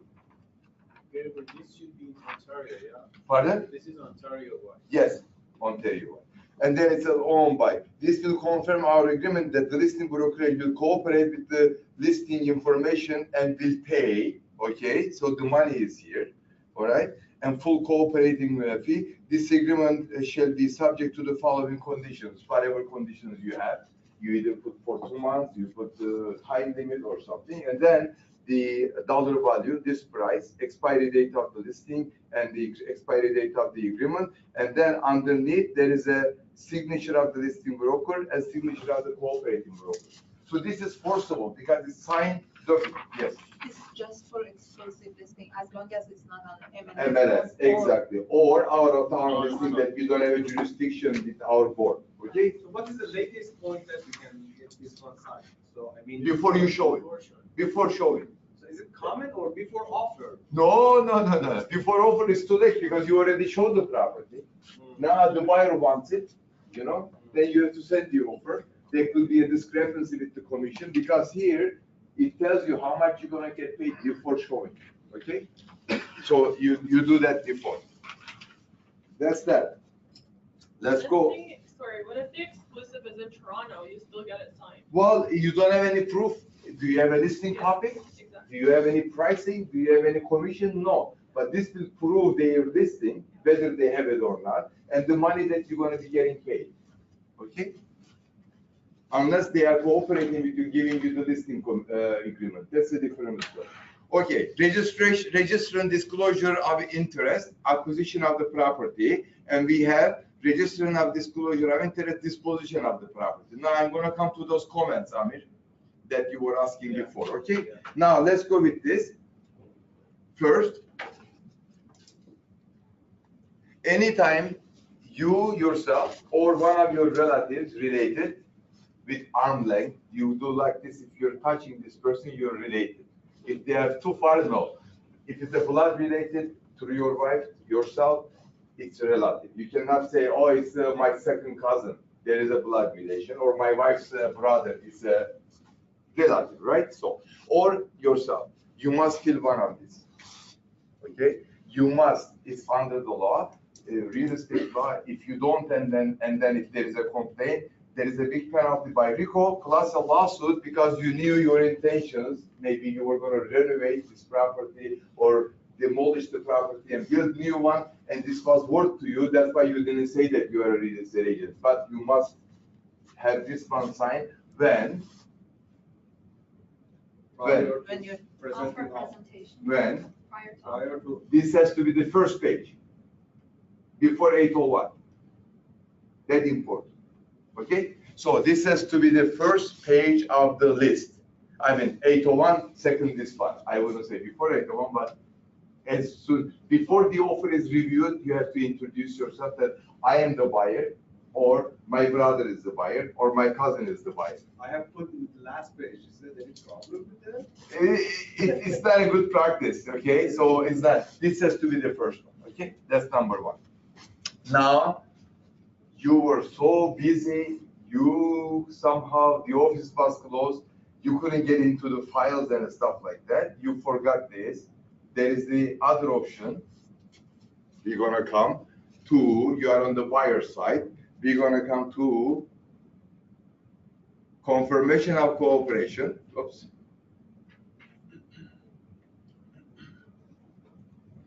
Okay. Additional information by the buyer brokerage. So additional information, right? You asked me. Yeah. So then you can say seller hereby acknowledges that, okay, the buyer is registered real estate salesperson with reality agent community, or the seller hereby acknowledges that the buyer is related to the listing agent, or the listing, the buyer is related to the buyer agent, or the buyer agent related to the buyer, okay? So then it has to be initial. You cannot put it in the offer. You can only either do it by disclosure and the manager broker signs it, all right, that you're working here, or right in there. Now, if you are the listing side, you have the listing. You forgot to put that paper in your file, the disclosure, then the next solution is, before you send the agreement to cooperate to the other people, confirmation agreement, then you put it here where it says, all right? See, it says over here, disclosure by the listing brokerage. It's right in there. So now you can say the buyer hereby acknowledges that the listing agent related to the seller, or the listing agent is the owner of the property. And you initial that if you are the owner, or if you are related, then you initial it, and the seller initials it, then you send it to the buyer and they initial it. Okay? That's the next solution. I mean, you said, when do we put it? There. Register and disclosure when you are buying it. And Sorry, I have a question about first yes, acquisition for yes, buyer. yes, So there is a section there explain what's the relationship. right. Should we write exactly? No, as long as it's related, unless it's you or one of you, your wife, then you put that. But if it's a relationship like your uncle or whatever, it's your choice. You don't have to elaborate. It says if you are not the main person, you have to explain the relationship. If you have a direct interest, or you will have a direct interest, yes. Otherwise, as long as you say that it's related, that is very clear. Don't worry about giving names that my aunt or my uncle or whatever. You don't have to go that far, okay? So basically our immediate families that you're. Yes, immediate family, cousins, uncle, sister, brother, brother-in-law, these are all related, right? So it's best for you to do it. Even if you're dealing privately, not real estate matter, let's say you saw a sign and you're going private, you are allowed to buy private, you are allowed to sell private. You have to disclose yourself that you are a registered real estate person, or you are buying someone that related to you. But not friends. Pardon? Not friends. No, friends are not, as long as it's related. So when you're selling your property, it's the same thing. I am one of the seller, or I am related to one of the seller. This has to be signed by the buyer before the offer is presented, okay? I come to agreement of purchase and sale because there are extra. How many agreement of purchase and sale do you know besides commercial? I don't want to know about the commercial because today is residential. Tell me how many? How many do we work with? Three or four? Three. 3, 4, For 5. condominium, Okay, freehold, mobile and mobile homes. mobile homes. So any more? Any more? No? Okay. We have the basic freehold agreement of purchase and sale. I mean, everybody uses that on a property that is detached, semi-detached, or leak. Okay, non-condominium. Obviously, we know how to do it. Today is not teaching about the agreement of purchase and sale. I just go over quickly, okay? And we sign. So as I was telling before, any part of this Schedule A, signature, first page, it is a package. They belong to each other. You should not separate the package in giving one something wrong in here, you initial it, and then you only send this page, and then first page, and nothing in between. I would not recommend it, yes. So, quick question. These days, I see a clause related in agreement of purchase of sale. Such as? From the seller side, Uh-huh. for consent for publishing information of this transaction after, is it mandatory, that clause for No, PI? no, not mandatory. Anything is not related to the buyer and seller at the same time. Nothing is mandatory. Therefore, RICO, when it came in effect 1994, before they used to write the commission in here, any discount on the commission, any marketing fee that the buyer will be responsible, the offer became like a Mickey Mouse deal. Everything was in there. They said, this is nothing to do with the buyer and seller. We are working here with the buyer and seller. They need a condition, they need the price, they need the closing date. What you do with your marketing fee, what you do with your sign. Is there going to be sign fee? This became like a brand new deal that between seller and buyer, there was nothing to do. It was between agencies. Commission stuff, HSTs, they took all that out. The thing that you're saying about advertising, it's only agreement. You don't like it to be there, take it out. The deal will not die because of that, okay? And no agent should be forcing the seller or the buyer to consent for that advertising, or else I will not sell your property. There is no such thing, okay? Yes. So Form 160, so if you're the listing brokerage, can we add it in an MLS as a part of the attachments? Such as what? 160, so it's part of the attachment. So there is a What is 160, sorry? Disclosure? Disclosure? Disclosure. Yes, yeah, you do. Actually, it's a very good idea that you do it, then So they know. we are. Yes, and then if they don't print it, then that's their problem, because you are actually advertising. For sure, 100%, I agree, yes. So, we go to Schedule A. Now we go to the condominium. This is another form because there is management, there is, Okay, let's go on. Schedule A. What is this? There is this animal here. Yeah. What is this? When do we use this, and what does that mean? Could it be when you're buying a property that's attached to a golf course, or you're going to be using No. facilities? Those are different stuff. Those are agreement between the property you're buying and the golf management and stuff. This is a form that it came out a few years ago. And actually, there are a lot of demand for this form, because now you're going to see more properties coming on the market or being built that will require this form. And I tell you what properties they are. First of all, remember the number of the form. It's 111, and it was revised 2017, and it came to the in effect, I think 2015, 3 years ago. And many people don't even know this. This is an agreement of purchase and sale when you're selling a freehold property, either a townhouse or a detached or a link, where there is condominium fees attached. How can it be? When you are buying not a condominium property, you're not buying a condominium townhouse, yet there is a management, there is a maintenance fee, there is a corporation, and there is maintenance fee every month that you have to pay. The new townhouses. Why though? Why do we have to do They that? have the management. Why? It's not freehold. Is this freehold, but there is an attachment. That's why this is the form that you use, because it's not all freehold, it's not all condominium. It's in between something. But why is it like that? Why I don't pay? I have a detached home, I don't pay any maintenance fee. I am responsible. Why I have to buy one of this and pay maintenance fee? Do we know? No. Services that's provided by. Why these services are provided? Why not provided to me? Or why is not registered as a condominium? Because it's a company who's providing all these services. Why though?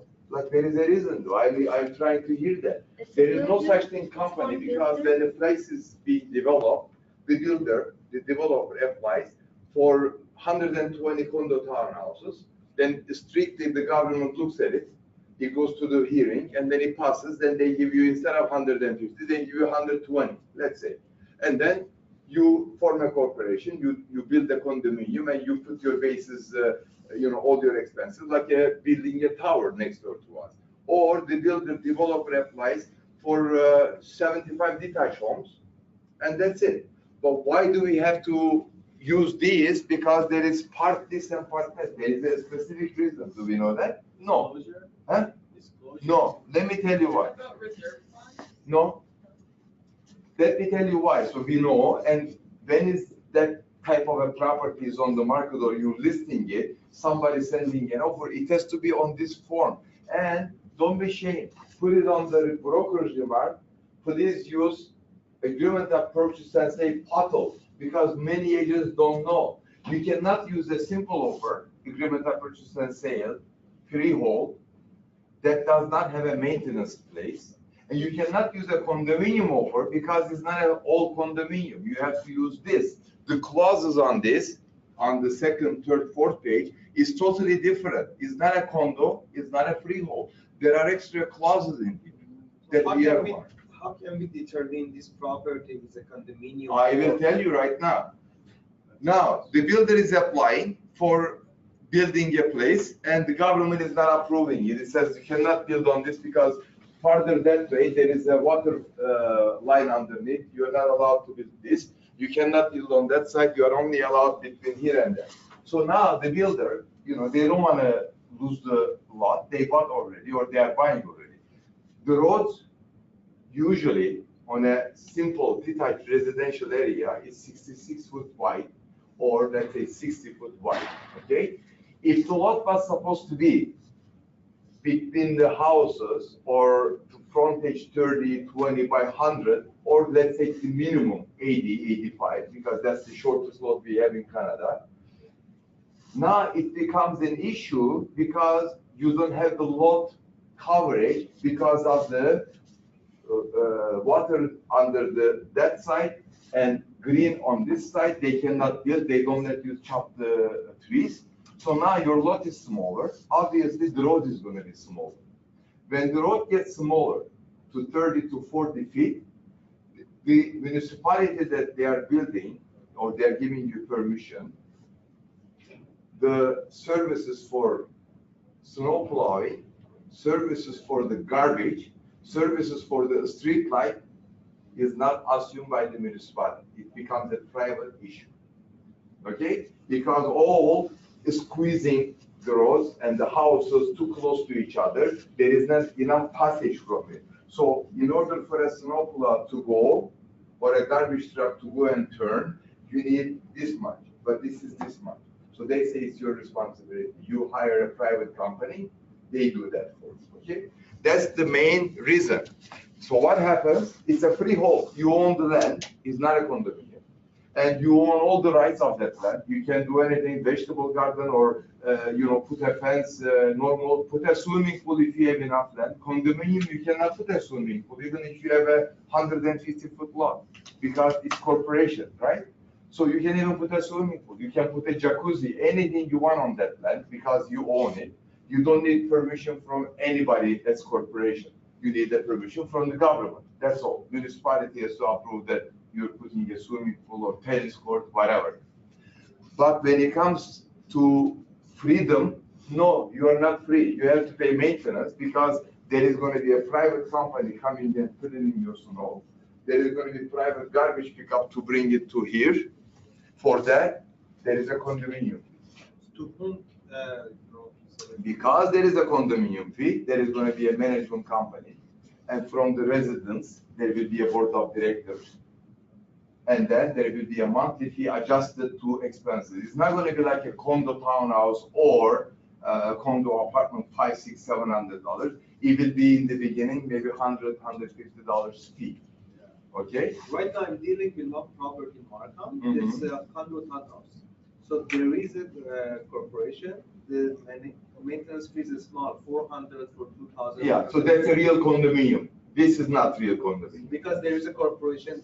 This will have a corporation too.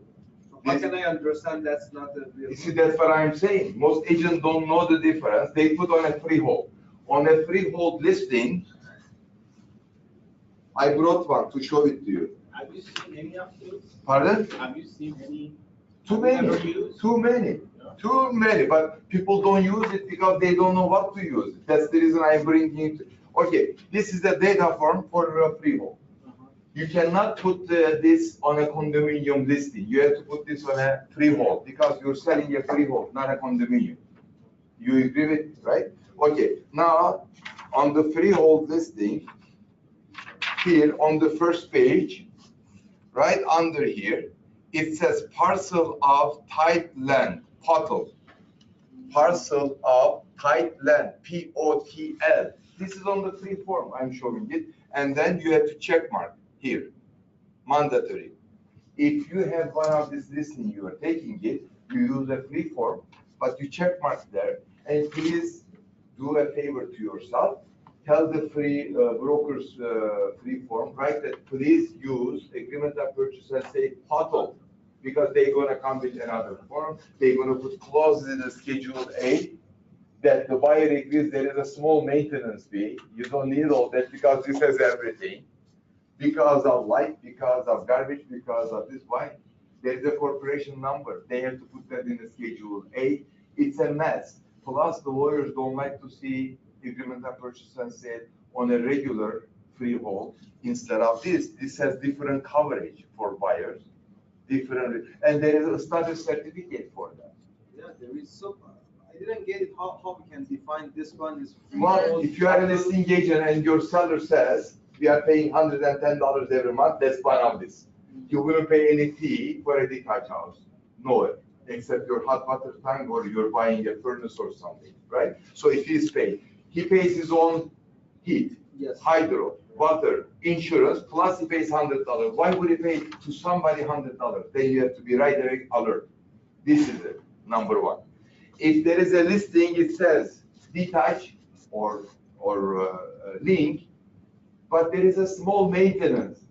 Call the agent. You say, is this POTL? Is going to what given POTL? This is POTL because you have $100, $120. He doesn't know when he listed. That's how you know. They have to specify on the listing there is a small maintenance fee for snow plowing, for garbage, for electricity, because they are not responsible. Municipality doesn't come to clean. But So I when assume it that we comes- can put this type of property in leasehold, in condominium listing as well. You can, there is only this one allows you this, POTL. Condominium is a condominium from the ground up. This one is not a condominium, it's a freehold. I'm talking about condo townhouse. Yeah, That's a difference. yeah. Condo townhouse is there, yes. When you see such a property on MLS, how can you recognize it? How do you recognize it? If there is a P or a detached house. You have a double car garage or single car garage owned, No, when you go. there is nothing and that shows you. It says maintenance, that's it. If they tell you there is a small maintenance fee on a brand new or 1-year-old or 10-year-old detached home, why would it be a maintenance fee, a corporation number? So you have to get right away Okay, going. I'm just wondering, for example, when you go on an MLS, you can recognize detached as a D or. Yeah, there is nothing that There shows is that. no, There is nothing shows that this POTL. There is nothing. Only when you're reading it. How are you doing? Good, how are you? Nice to see you. I just recognize you, right? Yeah. I just finished with. You're finished. Okay, by the way, this is something that I have to mention, guys, okay? Yeah. So far in the Royal LePage's history, the youngest was, not history, I was one of the youngest one when I joined 44 years ago, I was 22. By now, the youngest one was around 20, 21. He's just 19 years old, he became an agent in Royal. So, he is our newest 19-year-old agent, okay? So, Gregory, sorry. Yes. So this is specifically is for freehold with, With a small maintenance, small then you maintenance. use this, okay. okay? That's how you recognize it. If it's a detached home, semi-detached home, or link home, with you own the land, because if there is a land size, like lot size, it says 40 by 120. Why would you pay maintenance? It's your own land. In your townhouse, in Markham, there is no land lot size because there is no lot that you own. So that's a townhouse, condominium. So you buy that with the condominium and it's listed under it. This one is not a condominium. It's freehold. You own the land, but there is a maintenance. Don't worry, you're not losing anything. The only thing that maintenance will be there forever. Maybe $10 more every year, $5 more every year. You can sidetrack a bit. Why would like people buy this? Because that is a municipal tax less or what? There is municipal tax a little bit less because services are less, Yeah. okay? Number one. Number two, why people buy, first of all, anything with 80-foot lot in Canada? Why people buy condominiums? You can jump to Gardiner Expressway, Queen Elizabeth Way. Why people buy it? I go down weekends to condo. When I'm going from Gardiner Expressway towards west, there are condos like I can say, Beside come the on, bridge. honey, jump, I'm going. I can take it. My wife is there on the balcony. York is, I can say, come on, jump. Why would they buy it? Like, that noise, that poison. If some people were strong and they never bought those units, the next building you wouldn't be like. We are our own enemy. Because there is $10,000 cheaper than the other one, or 20 floor higher, that 10,000 gets the people going in there. All the builder says, I don't give this to anybody, but these 3 floors, we get an extra this, extra that, extra this, people buy. 80-foot lot in Canada, the largest country in the world, we built 80-foot deep. You go out, you shake hands with your neighbor. And if you are drunk, you go in the swimming pool. You don't even know you was there a day before. So, why would that? This is the same. Why would you? If some people didn't buy boycott, next one, the developer wouldn't build, or they will build a bigger house on a one-way street, let's say, instead of both sides, then sell it for more money because of the services, okay? So that's a good thing that you write and you know. Let me see what else I have for you. Conditions in an offer and buyer acknowledgement. Take this note too. This is a very good form. 127. We all get used to the idea putting, as our teachers and fathers and mothers told us, put everything in writing. That's yesterday we had a lawyer here. Anything in doubt, put it in writing. That's 100% right. Of course, when we are buying, we have to put conditions. Mortgage condition for 5 days, inspection, if it's a condominium, maintenance, status certificate, if it's a complicated deal, lawyer's review. And then they say, don't worry about it. If there is multiple offer, or the buyer says, it's okay, take the condition out, I don't want it. You either don't put it, or you just scratch it. Okay, not putting it in is the worst.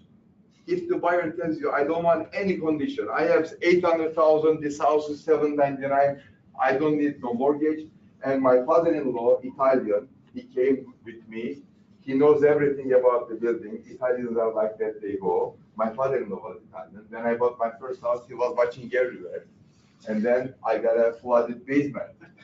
He said, I didn't know that this basement gets water. I said, yeah, in Canada, everything is possible. So, if your father-in-law is coming and say, this is built good, the buyer said, I don't want any more conditions for that, then you say, what the hell? Why do I need a condition? You don't put. That's the worst.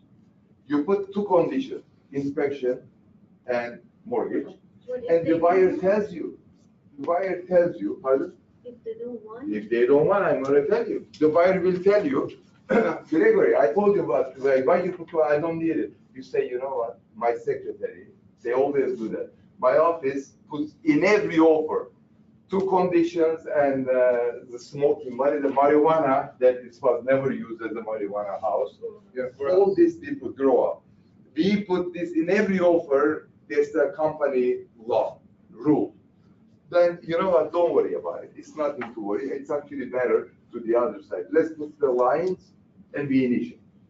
That's the second best scenario. The worst one is not putting it. This one is putting it and taking it. Is this the best? No. If there is an issue with inspection, if there is an issue on the mortgage on closing, no matter what you say, the buyer is going to go to the lawyer and he's going to say, well, this was there, he told me, she told me that with 600,000 in your bank, you don't need a mortgage. What do you need that? They will change their story. They are not going to tell you that I told her. How many people will be honest when there is, the bank is telling, you're not gonna get the mortgage from me. And you're gonna lose $50,000 deposit on closing, plus seller is gonna sue you. How many buyers is gonna say, this is my fault, let's shake hands, I signed the 50,000, that's it.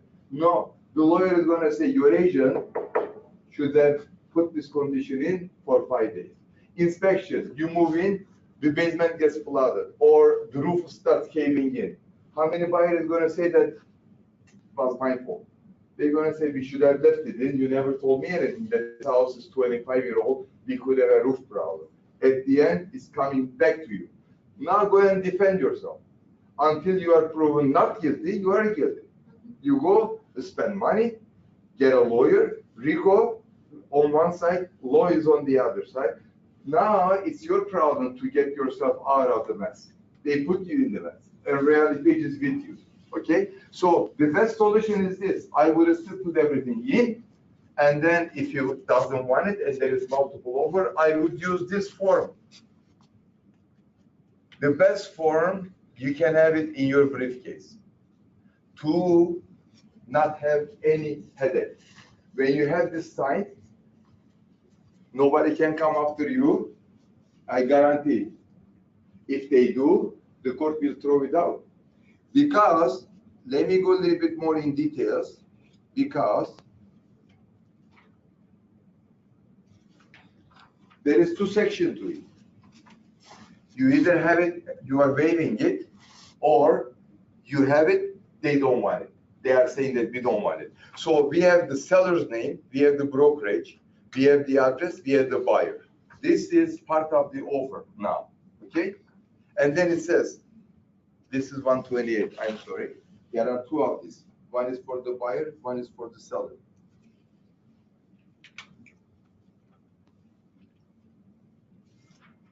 Okay, there it is. It's saying, the buyer hereby acknowledges with respect to the conditions that the buyer will be waiving. That's the second one. I'm going to use the first one. Will not be including. Now, you don't put a check mark that. You need initials. Okay? Will not be including condition in the buyer offer for the above described property. Now, the conditions are pertaining to, one, the financing of the above described property, initial.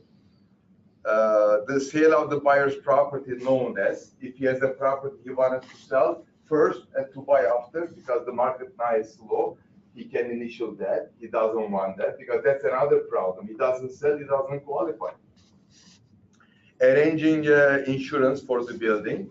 Let's say you're selling a property around St. Clair and Eglinton area, 85, 90 years old, and it's all U-bend type wiring or aluminum wiring. Some insurance companies don't even look at it. You wanted condition, it says, no, I don't need it. If there are times the house doesn't get insured, the mortgage doesn't get advanced. So that, for a property like that. Obtaining a home inspection. Years ago, when I started real estate, 1974, until 1990, there was no such home inspection. There was nobody that would go and inspect home. It was you, your father-in-law, would look around, oh, it's good, that's it. There was nothing. There was no such license. Okay? This came in late 1990s or early 1990s. And everybody started getting licenses and knowledge about them. Okay? So there was nothing. But now it's a big issue.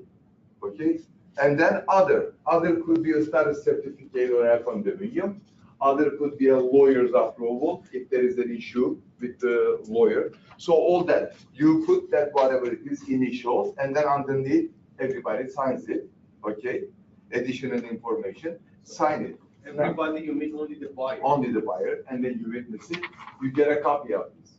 He moves in, the basement becomes a swimming pool, nothing to do with you. You had it in the offer, you had it in here, it's all done. That's the best paper you should use. So with this form, we don't need to put the condition. Yeah. I would still put it and take it out and put it in here. I want everything not 50-50, 150%. So what you're saying, you put the clauses Yes. there, you just Yeah, I take it out and I you make it, because he's gonna tell you, initial it, and he's gonna tell you, why did you put it? I say, my company does that, but don't worry, we have a paper. And then you fill this That's out. it. You become the hero there, and nobody can come after you. And then this one here, is 128. They created this year, last year for the seller, the same stuff. Okay, seller wants to sell a property, and he says, I want to buy first before I sell. Then you do one of this, because if he wants to buy one before he sells it, he may not be able to sell it. I have a very good friend of mine now. His son is listed with us. I don't go door knocking. I don't have the time going door knocking. I don't do it. I'm a manager. I don't go cold calling. But when there are sisters and brothers like that, I don't let anybody work because they are my family, right? So this is one case. They bought something, and it's been on the market over a month. We are not getting any offers. So that's a problem. You know what I did? Even in my relatives. Your best relative become your worst enemy. The paperwork has to be the same. I don't care if it's my sister, my brother, or anybody else. You need the paperwork. You want to keep your relationship open for a few years. Doesn't matter buyer or seller. Okay? You have to use with everybody this kind of paper. Because when the deal doesn't go right, you are always the first person to be blamed by the lawyers. I'm not going to say by all lawyers. Why do you think the lawyers blame us? Why? They can get money. Of course, they're going to open a case. Yeah, why? Not to blame themselves. Yesterday, we had a lawyer. I used him myself. He is one of the most conservative lawyers that I know. He goes line by line, everything. If he releases it, he checks everything. He's not one of those guys, don't worry. He checks everything, and you don't like him, you don't go to him. That's the way it is. He hates brand new houses, offers, condominium, you bring that. He says, you are one of those that you're going to feel sorry, but you're buying it, I have to act for you. He doesn't like anything that is builders preferred, okay? Because everything is one way on their side, but that's the way it works. You don't want it, then don't buy it. So, 90% of the lawyers, I'm not going to say all, they hate real estate agents. And I have a family member, he's a lawyer. I tell him on his face. Okay? Why I tell him? You make a deal, if it's $1.5 million, 2.5% is about 40,000, 35,000. You send him the deal, he only charges 1,000. You make $34,000 more, and he has 2 universities.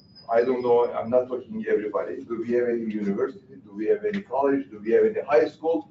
The owner of Tim Horton, he was only graduated from grade 5, and he became an owner of Tim Horton. Sometimes education doesn't mean that you are a better salesperson, right? But he has all that, you don't have all that, you make 34. If you make 10 deals a year, you make 340,000. He has to make about 3,000 deals in order to come close to you. And in this company, I can tell you, we have not 1, 2, 3, 10. We have over maybe 25, 30, 40 people making 300 and more, 600, 700, $800,000. So a lawyer to make 800,000, he has to work 24 hours a day for not 365 days, maybe 750 days, and 24 hours a day. Okay. Unless he's a criminal lawyer like Greenspan or one of those gasaros from California that they make a deal and then they make 200,000 on one deal or 300,000 on one case. Real estate lawyers, 1,000, 1,100, 1,200. You know how many deals they have to close? That's why they don't like us as much as others. That's one other reason. We like. Pardon? As much as we like. Well, I have nothing against the lawyer because you need somebody to close the deal, to check the title and everything. You need, at the end of the day, you need a lawyer. Seller customer service, this is the one that now, Alexandra, this is yours. Buyer and seller, this is coming now to that, okay? I have 5 more minutes, you're gonna be late, but it's okay. Seller customer, you cannot get an exclusive or MLS listing. This is the other form, the best form next to MLS or exclusive listing. Don't show any place, seller customer service, commission agreement for property not listed.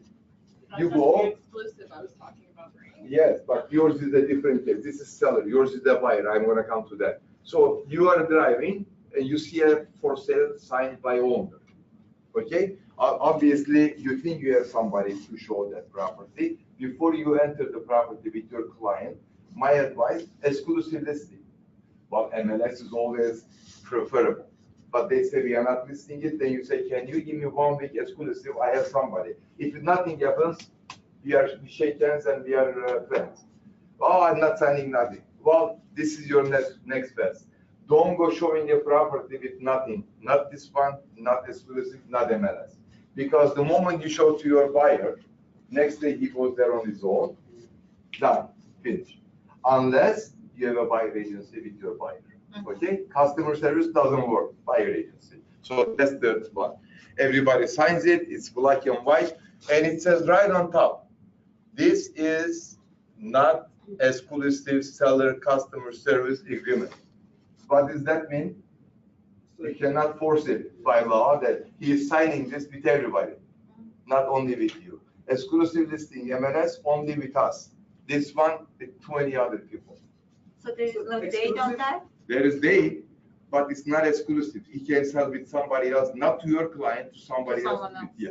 So exclusive agreement, can it be done in a way of email or just in a way of implied agreement instead of writing an agreement? You have to go there, especially when people are selling private, don't do anything by email unless they are out of town. You have no choice, but everything has to be one-to-one basis.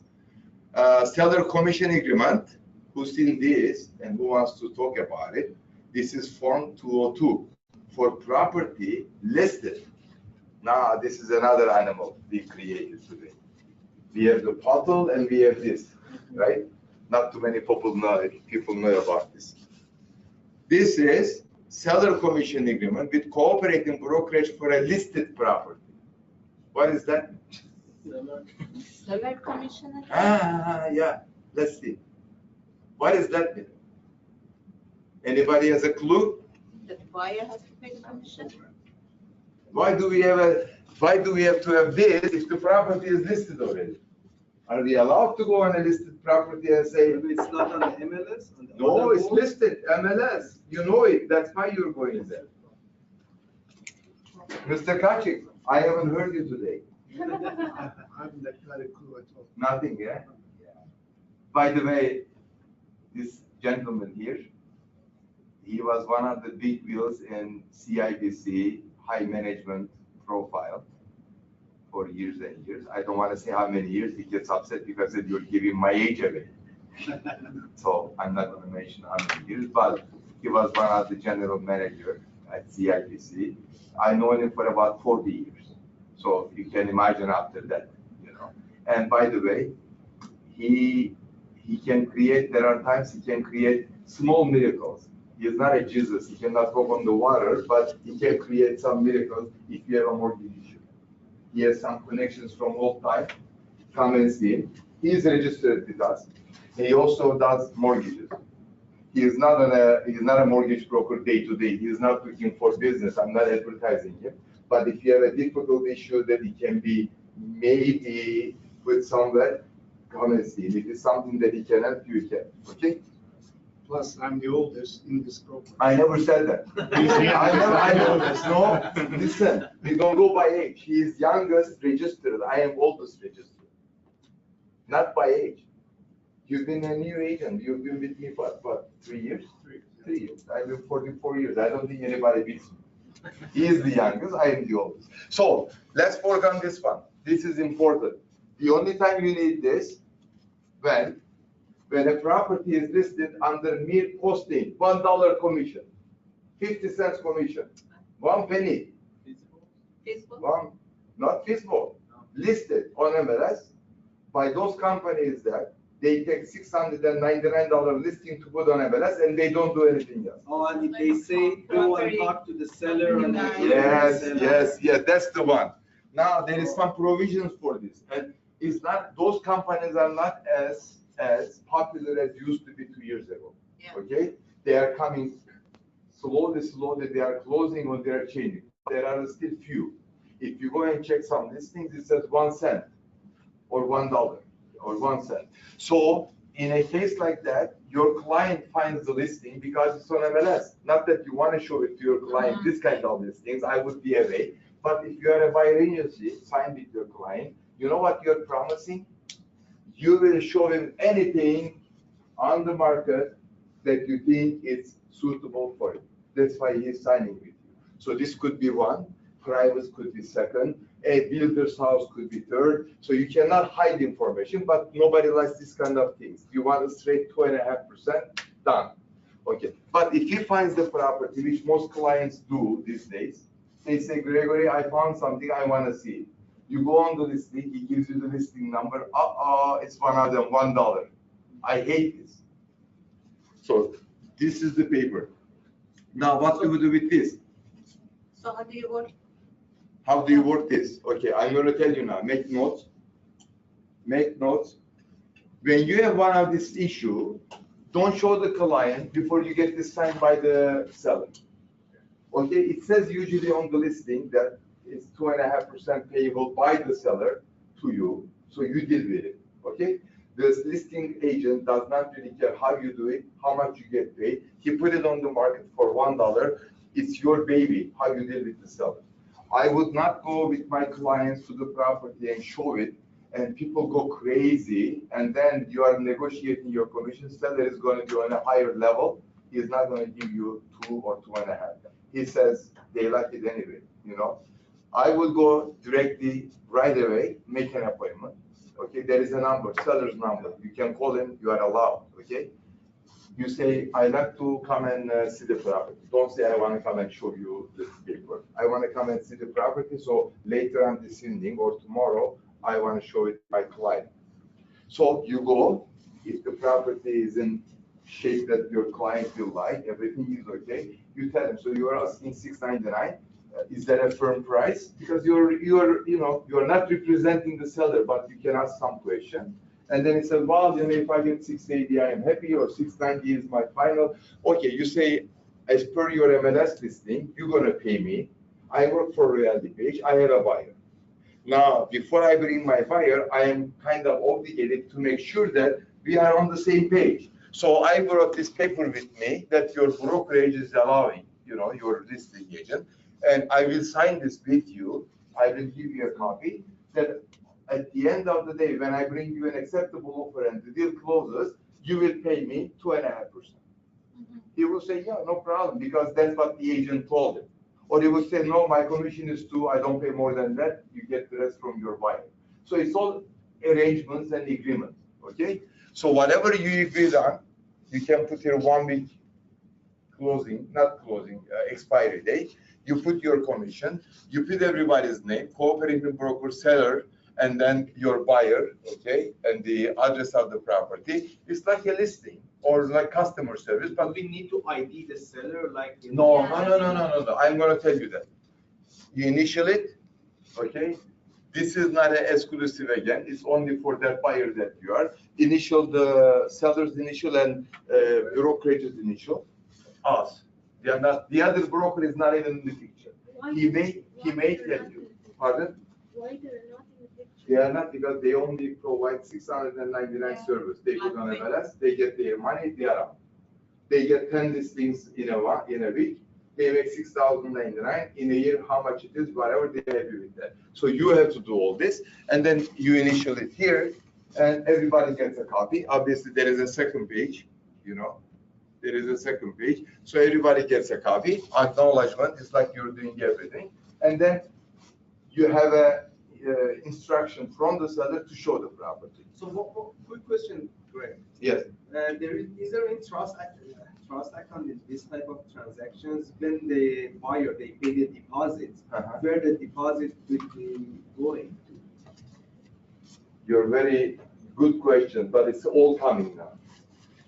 I have another course for that. One day we'll do that. Okay. Also, may I ask you a question? Yes. What if you bring the buyer and you bring the offer, the offer doesn't go through, and you have another buyer? So every time you have to sign a new agreement with them, or? Yes, because this is for that big.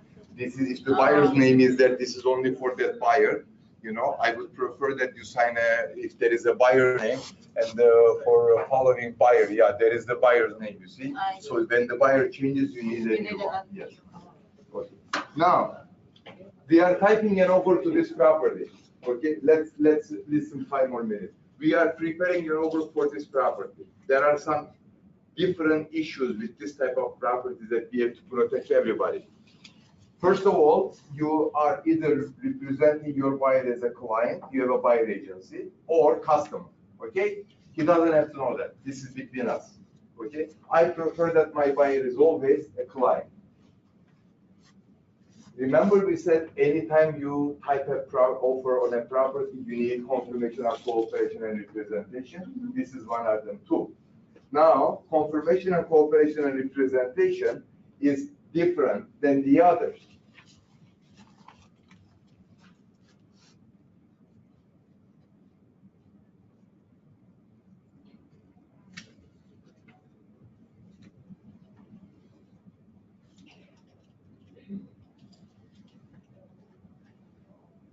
Okay, there we go. Okay, the first page of the confirmation of cooperation, there is nothing because the listing agent is not representing the seller. You are not checking any marks in here. Remember on the other ones you put this, and then you check one of this. You don't. This is, you're going for Form 202. Yes, Form 202, yes. Because the listing brokerage that who put this on the market is not representing the seller, okay? So you are not marking nothing here, okay? It's blank. All right? Yeah. Now, underneath here, there is initial on the cooperating brokerage, there is initial on the seller, there is initial of the buyer, but nothing on the listing is blank because the listing brokerage is not there or you will not send it. Some listing brokerages say, after the whole deal is done, send me a copy of the offer just for their file, not because they can change anything or do anything, okay? Just for their file. So anything with listing brokerage is blank. These are done. There is blank. Second page, we have cooperating brokerage is RLP, royalty page with your name and number and everything, okay?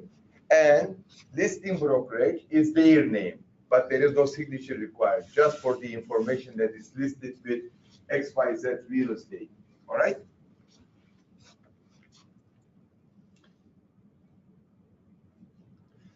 And here, where it says A or B, if you are under the buyer agency agreement with your buyer, it's A. If you are under the agreement with customer service, it's B. Either one or two, not both. Okay, whichever you have. Obviously, the third one is not an option. Remember, we was only the lawyers, so it's either A or B. And then here is B. You're going to check the B. And I'm going to tell you the wording that is qualified to write there. It says, the cooperating broker will be paid as follows. Remember, it's in your form. It says, cooperating brokerage will get paid by seller as per seller commission agreement for the listed property, period, in parentheses, form 202. That was the form we used. So I'm repeating it. Cooperating brokerage will get paid by the seller as per seller commission agreement for a listed property, period. Form 202 in brackets. Okay? And then there is another writing we're going to put to protect everybody, where it says additional comments, disclosures with the cooperating brokerage. I put there, seller agrees and acknowledges that seller is right there in the additional, yeah. Seller agrees and acknowledges that. There is a lot of offers like this. I'm not just telling you this is going to be forgotten. You're going to see something that your client is going to find with $1. You're dealing with one of them, yeah. So seller agrees and acknowledges that seller is, in capital words, not, N-O-T, in capital, not represented or being represented by the cooperating brokerage. Now, why do we do that? Because our responsibility is to our buyer. We didn't list the property. We have no exclusive listing. We have no, and don't sit down to the seller to help it. You are helping the buyer. Seller listed with the cheap company, $7.99, $8.99. If he asks you, am I doing good? Can you tell me what's sold around? You say, that's not my job. I am representing the buyer. You should have asked that to your, listing broker. You can give him information, but not advice, because then you become a client level, okay? Deposit money. Yeah. Deposit money is payable to Realty Your Community Realty, not to the seller, not to the seller's lawyer, not to the listing broker. They don't want. Listing broker in the offer. Yes, it's there. $30,000 payable upon acceptance, Realty Your Community. Listing broker will not want that money anyway. Because you're getting paid by the seller, remember? So seller is gonna pay you, all right? So don't put any other. If he insists on getting the deposit himself. No. You won't insist, then you don't have to give it. You never give money to sellers, except when they are. Or the lawyer, because this guy is saying. The lawyer is acceptable, provided your buyer's lawyer agree. I don't want to suggest that you should just give it to the, because he's not in the picture. Brokerage should hold the deposit. But if your buyer is okay with it and his lawyer is okay with it, I would make a phone call and confirm it with them. Don't decide it on your own. Okay. All right. So that, having said that, if you have no other question, then I would wish you good luck and good selling. Thank you. No problem. Thank you so much. Yeah, It no was- problem.